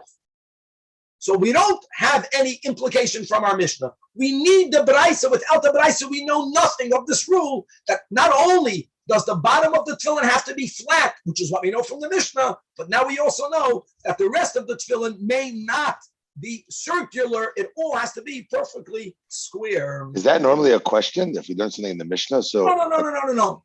Let me word it this way. Ivu said, right, that you find anything that's written anywhere in a Braisa, I'll find in a Mishnah, at least by implication.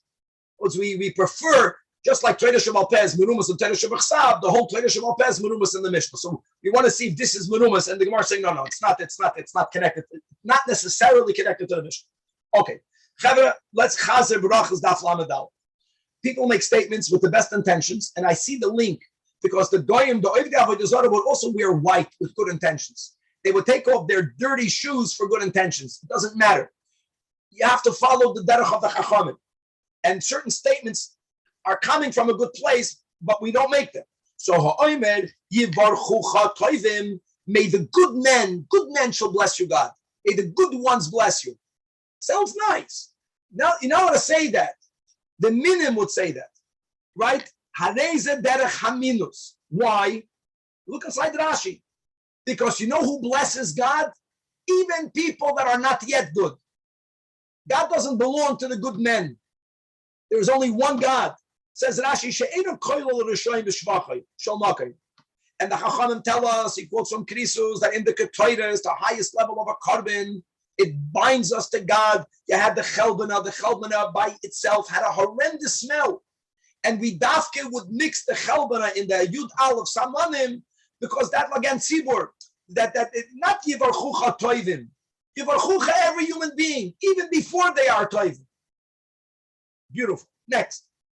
If a person says, Al-Kan or Al-Kain, Al-Kan Tzipri Gio Rachamecha, that may you, God, have mercy on us, the way your mercy extends to the bird's nest. This is referring to the mitzvah in Parshas Kiseitze, that if you find a nest and you have the mother hovering over its young or over eggs, don't take the young in front of the mother, send the mother away. And it sounds that there is a merciful aspect to the mitzvah, could be. And even if that's the case, that's not the reason for the mitzvah. And as the Gemara will expound more on not making God's mitzvahs only compassionate, humane acts. It's much more than that. It's also compassionate. It's also humane. But we're not humanitarians. We are people serving God. And what God wants is beyond our understanding. And the little that we understand is just that, a little thread. Don't make the thread into the ikket.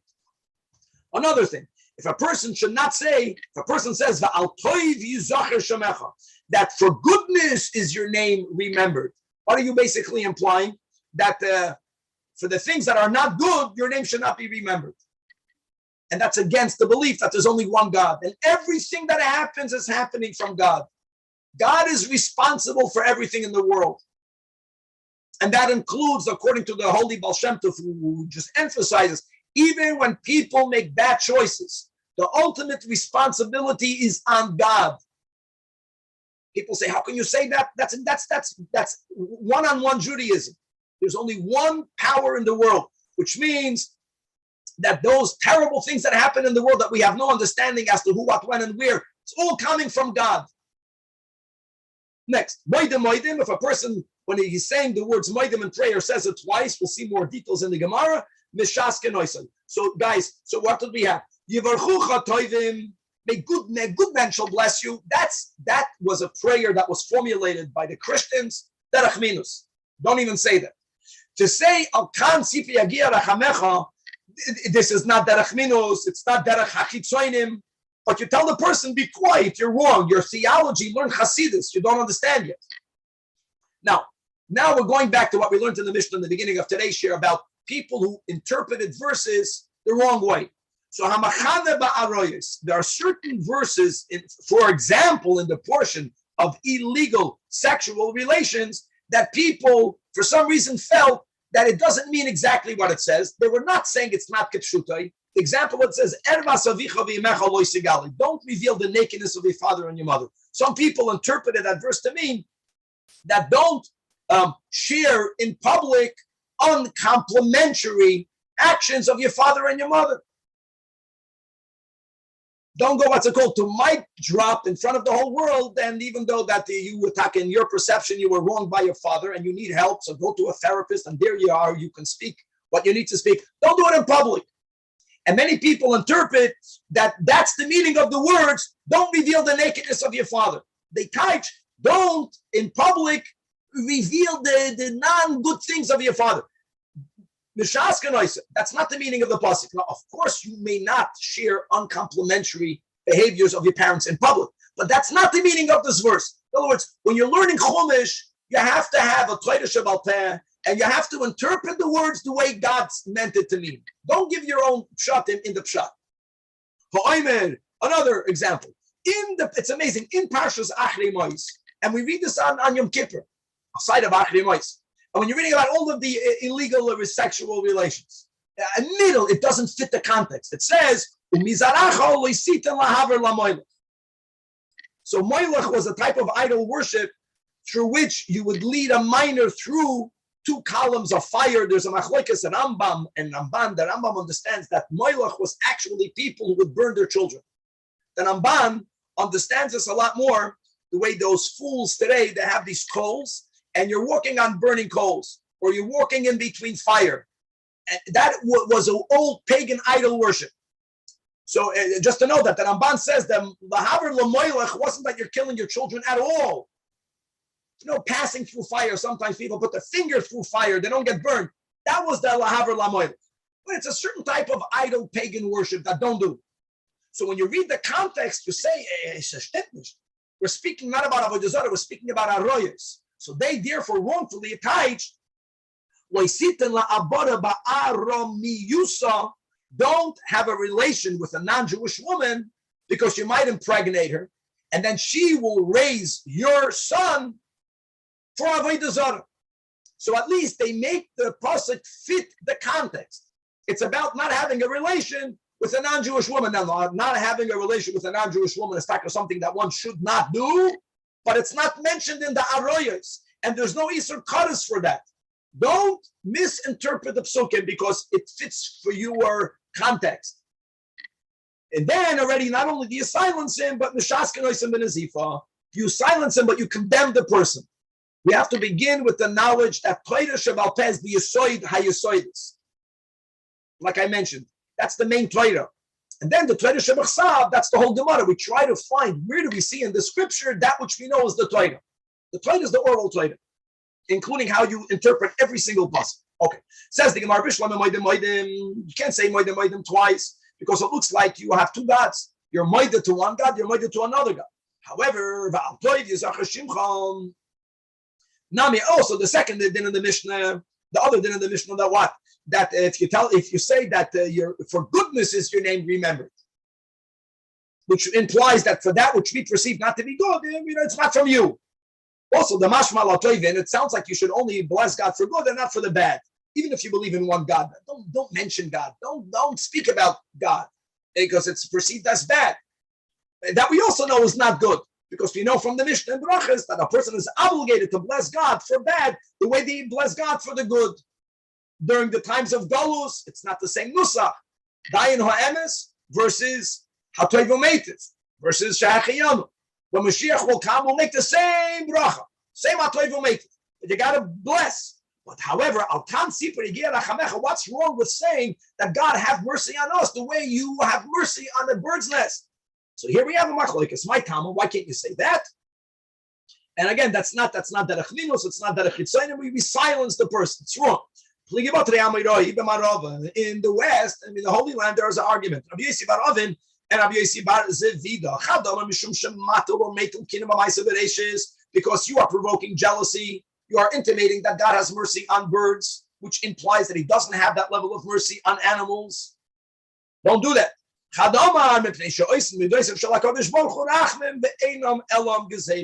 have the golden words of Rashi. That what? That, yeah, it makes sense, but just because it makes sense, that's not the reason for the mitzvah. Like Hasidus tells us that mishpatim should be kept like chukim, because it's all a choik. The fact that God brought down the mitzvah even lower for us to grasp it with our minds, that's the next step. But the foundation of the mitzvah is that they are all gezetos of the Eibishter. Says the Gemara, there was a shliach tzibur that went to daven before Rabba, and he added, just like God, you have mercy even on the bird's nest. Have mercy on us.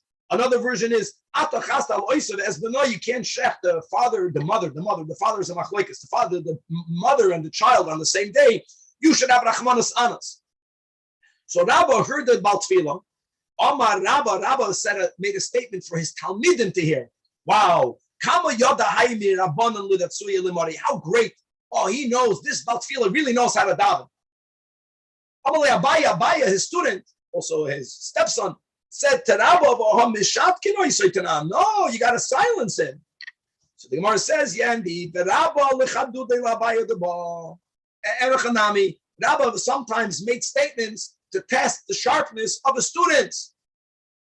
Lahavdul and the chosen, that's the way some people they make statements. It's okay for a teacher to make statements that are wrong because he wants the students to chap it. Rabbi, just to be clear, this whole the mercy that Hashem is showing on the bird with the nest is that by scaring away the mother before you take the eggs, that's an act of chesed, mercy, right? And there's so much to speak about it because there are many who opine that you have an obligation to shoo the mother away and take the eggs, even if you don't want the eggs. Well, that's what we all do today. If it would have been that you want the children, at least the mother should go away. No, you wouldn't touch it. Okay, let's go back. I will say, anytime I've ever done that mitzvah, it has not felt very merciful to the. I have the merit to have fulfilled the mitzvah in the Fishman residence. I can just say that. Many years ago, Danny, when we were for some reason learning a parsha class, and your mother called me up, and I had the schos to do it by you. With all the dinner, we were mafked. We did everything right. Okay, right. I hope we did everything right. Hahu the nachas kamei the Rab Chanina. someone went down for the Amen in front of Rab Chanina. And he said, guys, we had all the brachas. So he began the Nusach of the Shemona Esrei as was formulated by the men of the Great Assembly, Hokel, the God who's the great and who was mighty and who was awesome. Very good. And then he wanted to go on because you can go on. You can go on ad infinitum. That God is adir, God is stark, and Chazar, God is strong, and God is powerful. All these different expressions. Adir is glorious. So Amar Lei. So the Rab Chanina tells them about Tefilla. 1 second. Siyam tainu or siyam tinu l'shvachei demarach. You finished giving all the praises. In other words, we just learned this. God is infinite. The more you praise, the more you are insulted. Hashta hani tulasa. Even the first three, which is that when we speak about God, we add hagodel hagibel hanoid chesed gvura tiferes. If this is not written in the Torah, these expressions, and also because we don't say, and he explained how when you're speaking about the infinite being, the more praises, the more insulting you are doing. A person has thousands and thousands of golden coins, and some chacham, some besagi nor praises him. Dinrei kesef. Wow, you have some silver coins. Now, of course, he has silver coins. He just has a lot more than silver coins. Lav genai huloi. And as Chassidus quotes the Chazal that the makim she'atam moitze gedolosei sham atam moitze anvusanusoi. Elama Moshe Rabbeinu used those words. So say what Moshe Rabbeinu said. Don't add. Next. Amar Rab Chanina. If your wife asks you for a compliment and she wants to know exactly what you're complimenting her for, first of all, it's good to have the answer with all the details. But if you get stuck, then pull out this Gemara. The more I'll praise you, the more I'm insulting you because you're that much more. The best thing is to be silent. See if that works. Amar Rab Chanina. Hakam v'dei Shemayim chutz mi yireh Shemayim. Famous. Everything is not your fear of God. That's not from God. That's your avodah. Now, before we go on, says Tosfos, the third Tosfos, hold on. We have in Ksubas another statement. Everything that your health, that you get cold, that you get hot, that was your choice. That's not bidei shamayim. How do you reconcile? So Tosfos is beautiful. Benita. Over here, might have told us all that we're speaking about how you are born. Whether a person is born a chacham or a tipish, whether a person is born intelligent or the opposite, whether the person is born with the mazel of being poor or with the mazel of being wealthy, born into, let's say, a poor or wealthy family, whether a person is gibor or chalosh, that's nigzar olav. That was decreed on him. The only thing that's not decreed on him, as we have in the beginning of Tanya, is tzaddik v'rasha lo ka'ama. That's our chazal. When you're born, it's not determined whether you're going to be a tzaddik or a rosh. It's determined whether you'll be healthy or not that healthy. That's by birth. The Gemara in Ksubas is speaking later in life. That later in life, that if a person gets a cold, it's there, it's on them. That wasn't determined. That was because of their going out without a coat. Okay. Shenemar has it back in the Gemara. How do we know that? Because it says this is Chamishi of Ekev. Moshe Rabbeinu speaks about everything that God does for us. And after that, Moshe Rabbeinu says, now when you think about that, now Yisrael, Ma Hashem Elikecha, or Ma Hashem Elikecha, what is God asking from you? Only Ki'im, only Liyira. So here you see that if God is asking from me to be in awe of God, it's up to me. Hakol b'dei shamayim, chutz mi yireh shamayim. Problem is, Moshe Rabbeinu worded it in a way where it sounds like it's not such a big avodah. Mechlal de'yira milsa zutrasi. Is it something so little, so minute? All that God wants is only. It's not all only. It's a big thing. Yiras Hashem. And to the Gemara, no, it is small. In lagabe Moshe Rabbeinu, for Moshe Rabbeinu milsa zutrasi. And as the Alter Rebbe writes in Tanya, and being that we all have in us a spark of Moshe Rabbeinu, so we all have within us, in our godly soul, a natural Yiras Hashem. And all we need to do is to bring it to the forefront. Or the way Hasidim say, is that when you are legabe Moshe, when a Chassid is near the Rebbe, then it's easy to have Yiras Shamayim. And it doesn't only mean you have to be near your Rebbe physically. When a Chassid lives with the Rebbe, then it's a lot easier. If I ask of you some big utensil and you have it, if you have it, then it's easy for you. And in reverse, if I ask of you something little but you don't have it, let's go back. Just like we had in our Mishnah, you silence him. If a person says Shema, Shema, also is like Moedim and Moedim. Also like Moedim. Now, guys, we do say Shema many times. Let me tell you where we say Shema.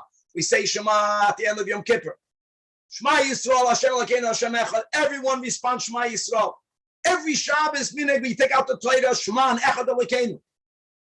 So there's a lot to speak about the Shema, Shema. The Shaskanois, I know that we once mentioned when we learn brachas that therefore many people by Musaf, by Kesed, the Tefilla says Shema Yisrael with the Olam. And when they begin to repeat, they only begin with Hashem Elokeinu, Hashem Echad. The counter to that logic is that we don't do that before the reading of the Torah. Shema Yisrael, and everyone repeats Shema Yisrael. Now, Meisvei, how can you say that? It says in the Braisa, if you're reading the Shema and then you repeat the words again, how is it meguna? It's a disgraceful behavior. Disgraceful is lesser of a problem than you silencing. It's not disgraceful. But shatuke loy mishat kinam, but you don't silence the person. So the Gemara says loikash. That when do we say it's only a gnai, it's only disgraceful? The aman milsa. You say word. You know, people that never have OCD and they want to get all the words right, it's a rachmanis. So they can't, Shema, Yisrael. It's a gnai. It's a gnai, but you don't silence them. The Tani law. What's a gnai? Huh? What's a gnai? Gnai means it's disgraceful, but it's lesser of a problem than where the sages says you silence the person. And I want to go back. I'm just kidding with if a person has OCD, it's not disgraceful. The person can't help himself. It's fine. But if you're not the OCD, then don't say Shema, Yisrael. But if you say the whole verse and then you repeat it, that's a bit more problematic. It sounds like you are ascribing to two different deities. So Hadam was Tani law, that's only Gnai. Hadam Psuka, if you say the whole verse and then you repeat the whole verse, that's more problematic. The Tani law. Rabbi, the repeating of Shema by Musaf, he's not repeating it. Meaning it's the Kahal, then the Chazan says it. What Moedim, the same thing. Every day the Chazan says Moedim, and we say Moedim D'Rabbanan at the same time. No one says that it's a problem repeating Moedim. It's two separate things. Okay, thank you, Danny. So let me reframe my question. At the end of Yom Kippur, the Tefilla says Hashem Hu Elokim 7 times, and there's only one deity. Baruch Shem 3 times. There's only Baruch Shem and Shema Yisrael is exactly the same message as we know from Hasidus.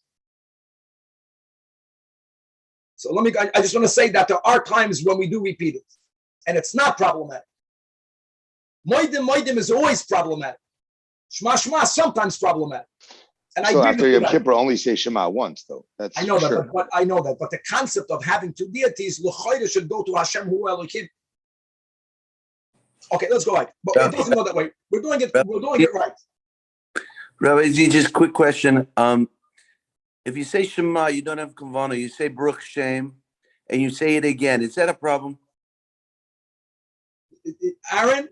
Yeah. We're going to read what you're saying right now in the Gemara. Good deal. Now, the problem is that the Gemara, Aaron, makes a statement which leaves your question unanswered. But let's read it.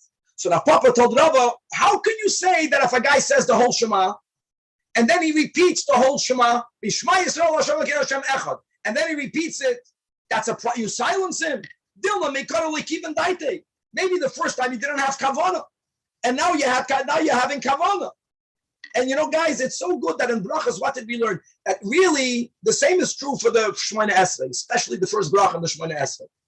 The reason why for the Shemona Esrei, if a person read the first bracha and they didn't have Kavana, they don't repeat it is because you might not have Kavana when you repeat it. So you're going to say again God's name in vain. Tosfos says Shema Yisrael only has 6 words, that even people like us, if we make an effort, we can have Kavana by Shema Yisrael. So repeating it might be necessary. Right? Aaron Glazer. So Amalei, so Rava tells Rav Papa, he doesn't like the question. He says, what do you mean you read the Shema without kavanah? He didn't understand this concept. How is it possible? And he says, Chavrusa klape Shemaya. Chavrusa means you're hamish with God. You're saying Shema Yisrael without kavanah. Eloi mechaven data. If a person in such a thing would exist in his world, it never existed. Machinalei ba'ar zafta denafcha. I would take a blacksmith's hammer and I would knock him the way beninig of all of the old chadarim until I don't know when, until he has kavanah. In other words, what are you talking about? Not shaykh that you should say Shema without kavanah. So hold on, Aaron. But what about, right? We're not Rav Papa, we're not Rava. So first of all, we should hear these words, and second of all, we will repeat it. We will repeat it. Halach is what you like you're saying. You didn't have kavanah, and I'm obligated by God to say the Shema. But it's a very interesting exchange. It's very rare such an exchange. You're asking a halachic question, and you're almost being ashamed by saying, "Wow, someone is going to say it without kavanah. I'm going to beat him up." Okay, weiter. If that works for you, that's great. Hamachana baroy is if a person who's reading psukim, just as an example in the portion of illegal sexual relations, and machana means not that they're taking out of the pshat, that they are interpreting that by ukshartem lois ali yodecha, by letoitofos beinenecha, we are machana. That's what God said. Beinenecha means on the here line. In the aroyas, you're not allowed to do that. If you do it, you silence the person. Tanach Rabbi Yosef. What would that mean? He would teach that he's interpreting wrongfully that it means koloin aviv, the disgrace of his father, the nakedness. My father does this, my mother does that, and it's not complimenting them. That is what God is making illegal in this verse. That's not true. You're not allowed to do that. It's not kibbut ava'im. It's not moira ava'im. But that's not the meaning of the pasuk. This pasuk means kipshutai that the ervas of ichol.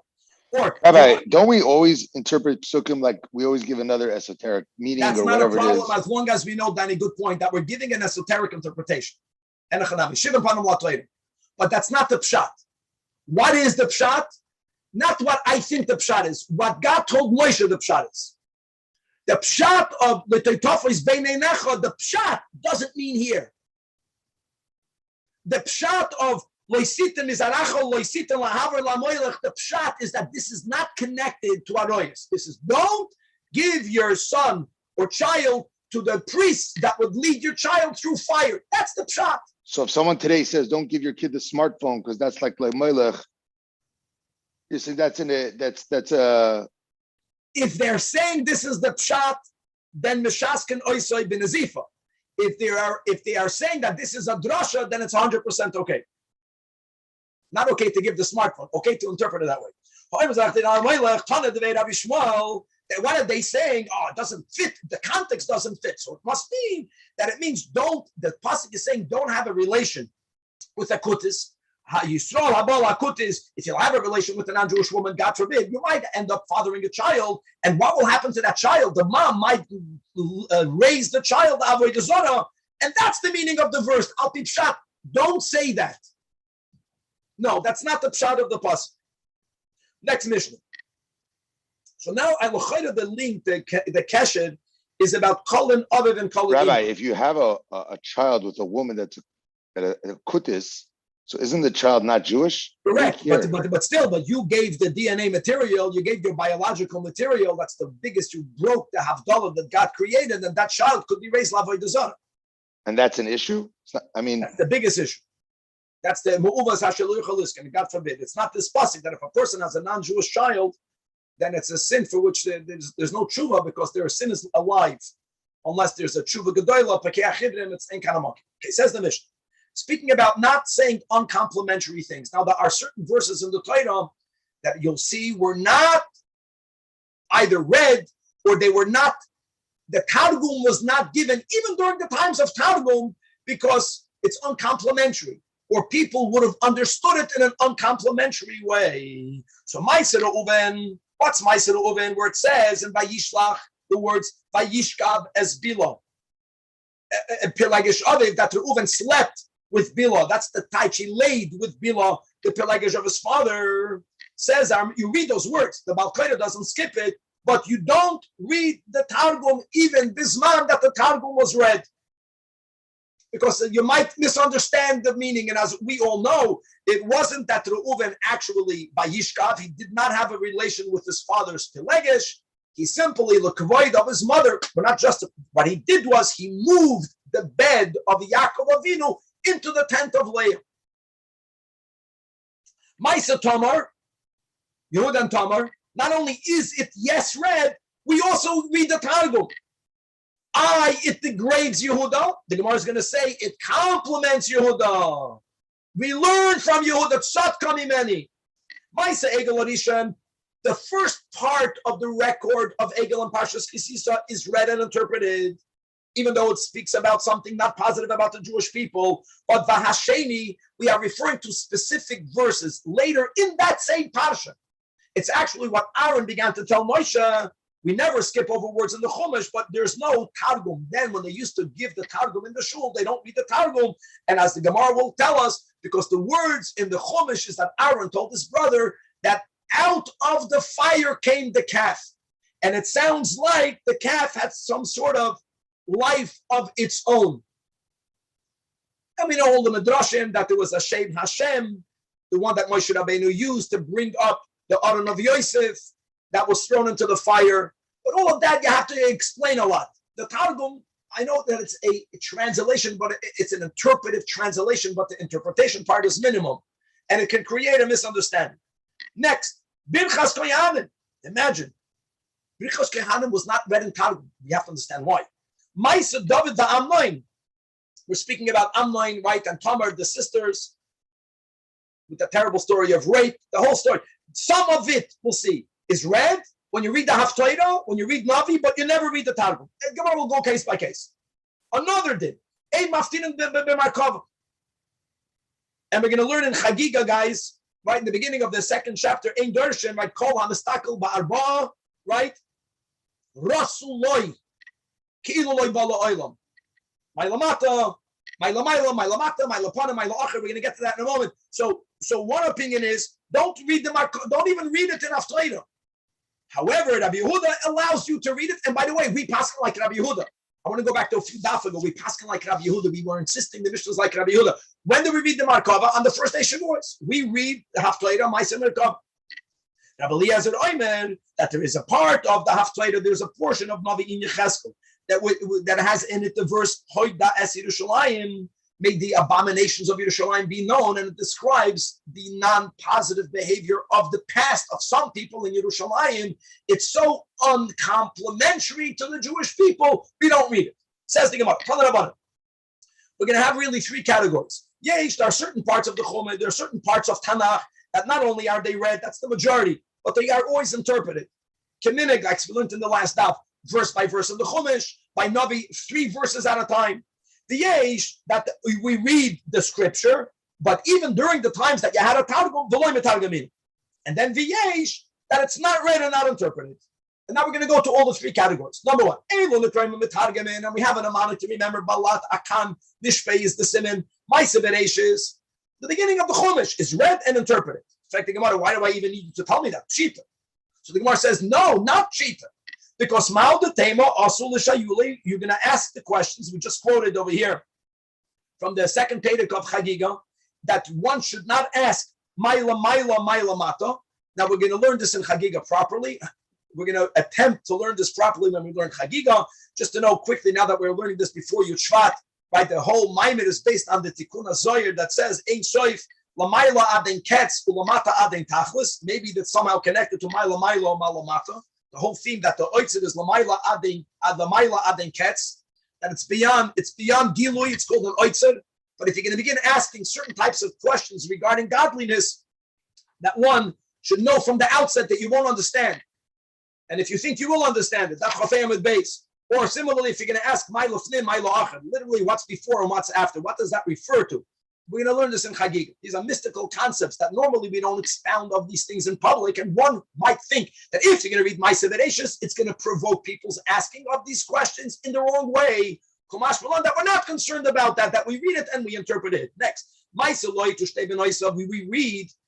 the Parshas Vayera. That Nikro Mata, you read it and you have it interpreted. I again Pshita. Why would you think otherwise? Mal the Tema Nechosh Lechvoided Avram. Kumash Malon, that you read it and then you interpret it.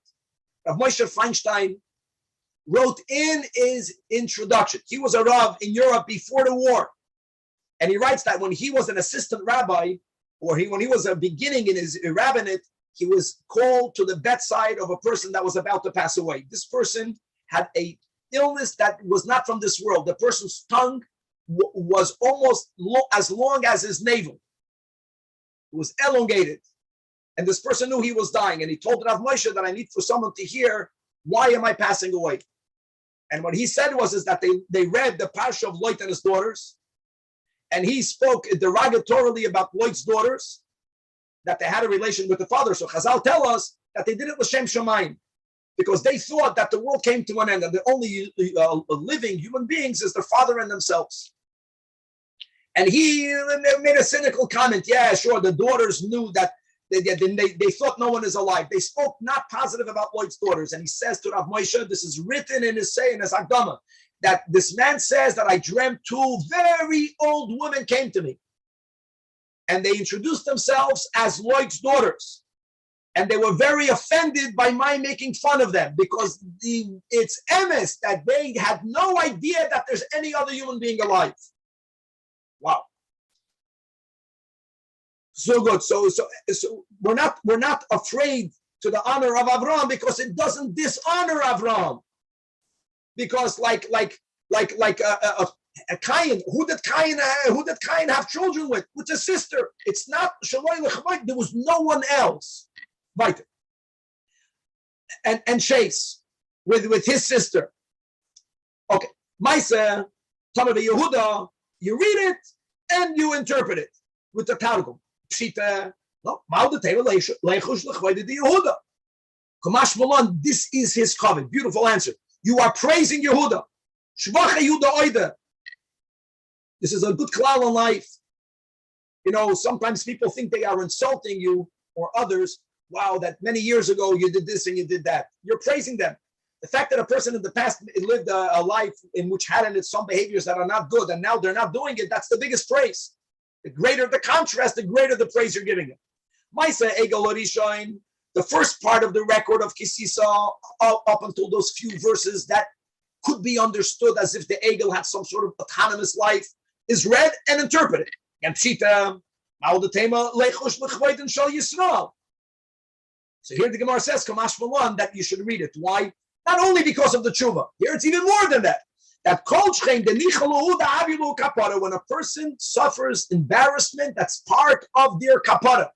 So it's not only that we did tshuva. Even the embarrassing part is also something that we collectively don't mind it being read. It adds to our kapara. The klalas and brachas, that's the teichach of b'chotay side, the teichach of kisavai, nekroin u'metargevin.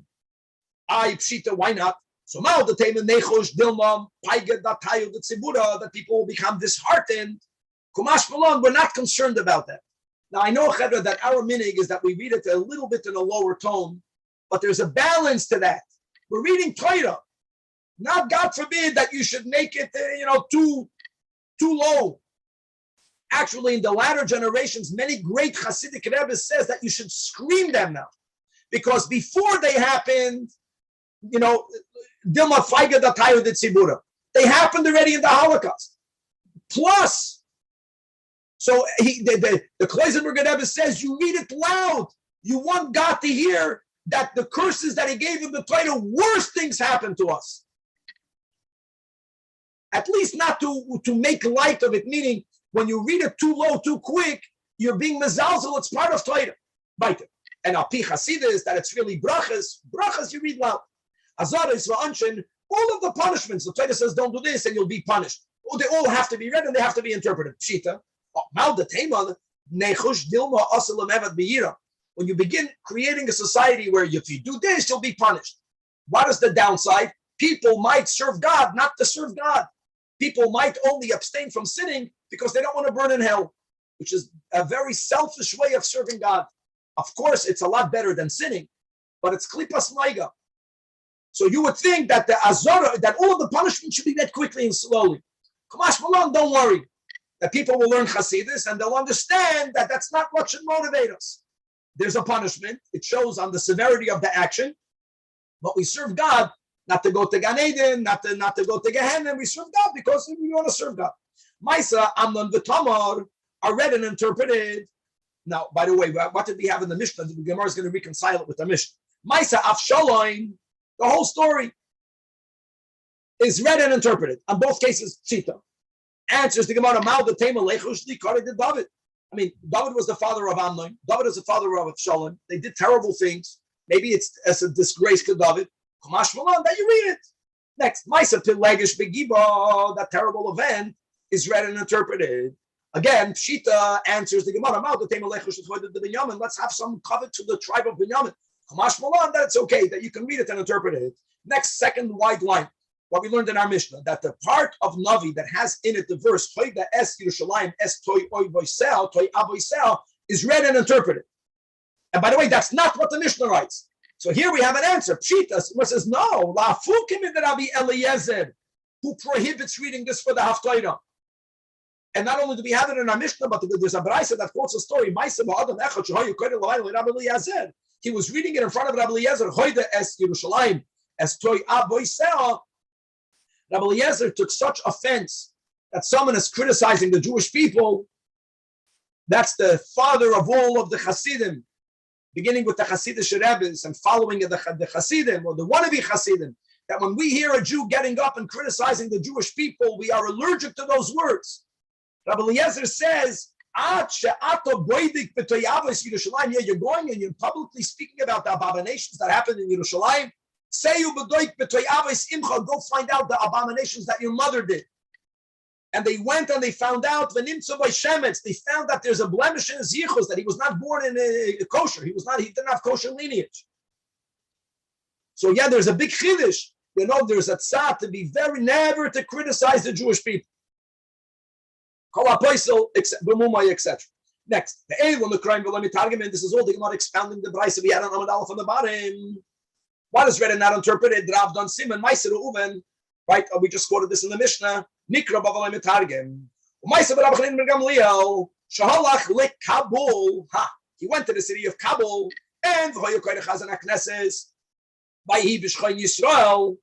And we know the pasuk. It says Vayhi B'Shchoin Yisrael Be'eretz Hahi. In the same verse, it says Vayelech Reuven Vayishkav Asbilu Pelegesh Aviv. In the same verse, it says, guys, there's a parasha that is in the middle of a pasuk. Next parasha, same verse, Vayiyu b'nei Yaakov shnei maser, and that's the Chazal. Don't read the pasuk literally. If Reuven would have laid with his father's Pelegesh, he would not be included in the Shvatim. Vayiyu b'nei Yaakov 12. Don't think that Reuven did the way it sounds. That's the pshutoi. It's not mikro yoitzi midei pshutoi. That's the pshutoi. So right away, Rabbi Chanina stopped. That either hafsek or you don't have that. Out the targum. Don't share the targum. Ella achrin. Only the last part of this pasuk, which is the next parsha. And v'shivchu chachamim. And that's what we're learning right now. Next, Maisa Egel Hasheni Nikra Lemitargim. What's the Egel Maisa Egel Hasheni? It's not recorded in a different part. It's all in the portion of Kisisa, but it's from the pasuk Vayirmin Moshe until the words Vayar Moshe. Again, we quoted the Rashi that there you have the words Vayetzei Ha Egel Hazeh. You take that is read, but it's not. The Targum is not spoken out in public. Tanya we learned Rav Shmuel ben Elazar. You should be very careful how you respond. Right? What does it say in the Pirkei Avos? Chachamim hizaharu b'dvoreichem. From the words that Aaron chose to use when he responded to Moshe, more details as to what happened. That was part of the problem. Pokru hama'ararin. It gave credibility to the agitators to speak chutzpah. And that's the pasuk, because it says Aaron told Moshe, I threw the gold into the fire, and Vayetzei ha'egel hazeh. Vayetzei ha'egel hazeh sounds like the egel went out on its own autonomy. And even we know with the emes is that Ataka went out. Aaron told him the emes. But it went out from its own autonomy because they channeled Shem Kodesh to something the opposite. But you have to know more information. And the Metargim only gave the simple Taich and Targum. So people said, you see, there is some sort of power other than God. So the kids said, be careful what you say. Next, Birchas Kahanim are only read, but they're not giving the Targum. Why not? My Tama, because it says Yisa Hashem. Yisa Hashem also means God will show you favoritism. And that's the whole problem. God doesn't show favoritism. And we know the Chazal that say, that God doesn't show favoritism, but that God told us, and we even thank God for lesser, for Kezias, for Kebeah, with all the other Chazals. Don't say a word that's going to open up. Don't give the Targum if it's going to create this type of problem. Maisa David the Amlin. Whoa, but didn't we say in our Mishnah, Maisa Amlin the Talmud, yes is read and is interpreted? So the Gemara says, like Hashem. Whenever Amnon is written, Ben David, that's not read and not interpreted. Whenever we associate him with his father, when do we read it and interpret it? When you have the word in the verse Amnon without any association with his father. If you have something that's written indelicately, disgracefully, it's read. There are certain words in the Torah that the Baal Kodesh doesn't read the word. For example, you have in the Varim, in the Toichacha, the word Yishagleno. Yishagleno is a very, let's say, coarse way of wording a relation between a man and a woman, to consort. And it's more edel, it's more refined to read it Yishkaveno, to lay together. It doesn't speak about the actual act. And that's the way it's done. Or when we have the words Ba'afoilim, which means in English the anise. So it's not, it's too disgraceful. So you say B'tchoirim. Or when you have the words Chiryoinim, which is about excrement. So the nicer, cleaner word is to say Divyoinim. So when it says Lechol es choreim, Velishtas es meishaneim, so it's read Lechol es shoyosam, Velishtas es meimei ragleim. It's more refined. Where it says Lemichoirois, now this is already in reference to the idol of Baal. Instead of saying Lemichoirois, which means the whole, it's more coarse, you say Limoitzois, again, which means the excrement, it's more refined. However, on the last one, we have a machlokes. Rabbi Shua ben Karcha says, no. That when you're speaking about these words in reference to an idol, you use dafka, the coarser expression. Lemichoirois kishman. Read it the way it says. And here we have an interesting concept. Amar Rav Nachman, Leitzanus, Leitzenus, a mockery of. Mockery, mockery, you invite a person to give a comedy, it's going to become foul language. It's a machle. And that's now we should stay away from that. So he says, all Leitzanos is asur, unless the Leitzanos is about avodas kechavim. It's like they say a redhead should become a shoichet. I guess he's channeling his desire to kill, let him kill a chicken. So people who have this illness, they have to be foul-mouthed. If it's channeled when they're speaking about an avodah zarah, it's tolerated. Leitzanos of avodah zarah, the sharia. And all these psukim that use, again, not refined language, but only in reference to avodah zarah, where it says kara or kare baal. This is the baal. That koides nevoi that we're speaking about, that was a whole idol worship that they worshipped it by relieving themselves, relieving their bowels on it or in front of it. So the baal squats, nevoi splashes. These are coarse words regarding the release of the excrement of the body. This is the way it says. Or where it says Karsu Kira'ov Yachtov Lo Yuchlu Maleit Masa. Again, we're making fun of an avodah zarah, that it couldn't, that these idols, these are statues of beings with bowels that are filled and they cannot contain themselves. But again, it's written out. It's about excrement. It's about schmutz. But you are allowed to say it literally. Rabbi Yani says another pasuk, Le'eglois Bal Ovein Yoguru, that they were afraid of the calves of Beis Oven, that Shechan Shoimran Ki Oval Olav Amoy Uchemarav Olav Yagilu Al Kavoidoi Ki Gola Mimenu Al Tikra Kavoid Al Kaveidoi. These are verses again referring to idols in which you want to read it very explicit, that people are mourning or people are rejoicing because of the burden of the excrement that is connected to all these avodah zarahs, and you're using unclean language, which normally is very much avoided here. And it's interesting, foul language is leitzanas here. And it's for some reason, until Adi Mazeh, there's leitzanas, there's foul language. It's only tolerated if you're speaking about idols. A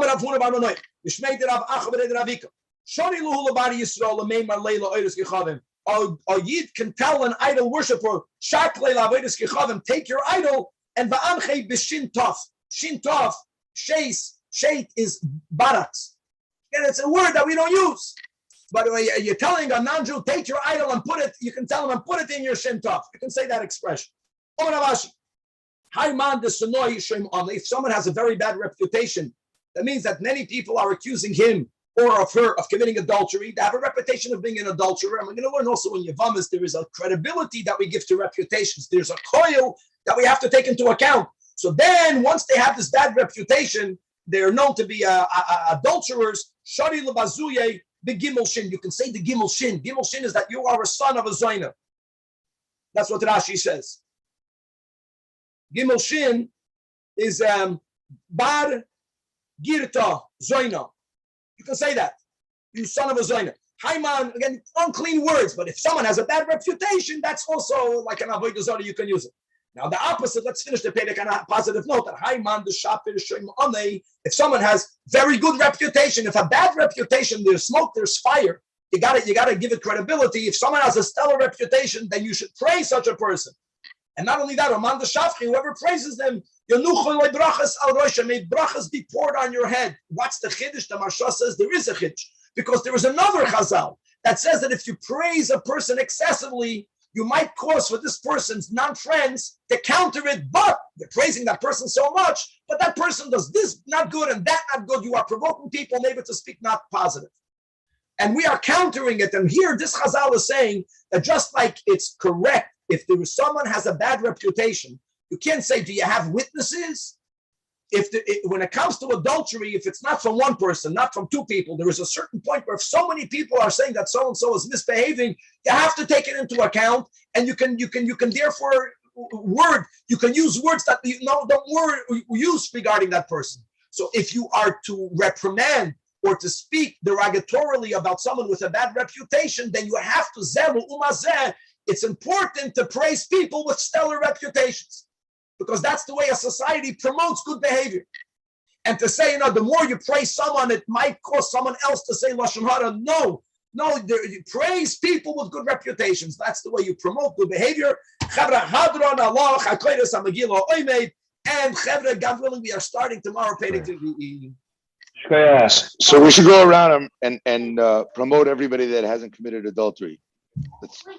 How does that work? We should speak derogatory about people that committed adultery. If there's a rumor that so-and-so committed adultery, we should not speak about them in any respectful way. Okay, but how does the opposite work? I want to praise Shuki because he's not an adulterer. No, that's not a praise. Not sinning is not a praise. If you have a person that's doing a lot of good, a person gives a lot of tzedakah, a person is learning a lot of Torah, a person does an act of kindness, speak about their praise. That's a person who's constantly doing good. And I like the Rashba says, mitzvah lefarsam zois mitzvah. People are modest. It inspires. It inspires. When I hear that you did a mitzvah that is wow for you to do, let everyone know about it. I'm going to say that if you can do it, then I'm inspired to do it also. Shiur good mitzvahs. Rabbi, if a convert who has a child from a Gentile, what happens in that situation? So Baruch, there's nothing that stands in the way of tshuva. I would add a halachic detail that if the father is able to influence the child to become a halachic Jew, that's even the better. That's even the better. And when the father has a relationship with his child, which he should, even doesn't matter how the child came into the world. I'm not speaking theory. I know many cases of people that. One second, you see, if I'm a non-Jew and I become a convert. Not you. I think that's what Baruch was asking. So then he has a non-Jewish I'm sorry. I thought you meant a Jewish person. I take back what I'm saying. If a person, while not being Jewish, had a non-Jewish child, there's nothing wrong with that. But then he becomes a Jew. Is No he allowed problem. to become a Jew? Sure, the father can become a Jew. Sure, Okay. and and he's going to go to heaven for having children. Having children. You're not tainted if you have non-Jewish kids that came about before you were Jewish. Correct. Only if you're Jewish. Correct. And I'm just okay. Good. So first of all, I misunderstood what you said, but I just want to reiterate what I thought you said. People should not, there are people that are Jews that made a mistake and they have a child with a non-Jewish woman. So they should understand that if it's possible for them to influence their child to convert, this will be from the circumstances where make that effort. So normally we don't try and get people to convert, but if they have a Jewish father but a not Jewish mother, that would be an exception, you're saying? That would be the big exception, and it's sadly common today. So if a family goes into a shul and it's an intermarried family and the father is Jewish, after post facto, it's the obligation of us to bring them in and to show them the beauty of Yiddishkeit, and you'll help that person ultimately do the real tshuva. I'm ready to shul, guys. Let's go down.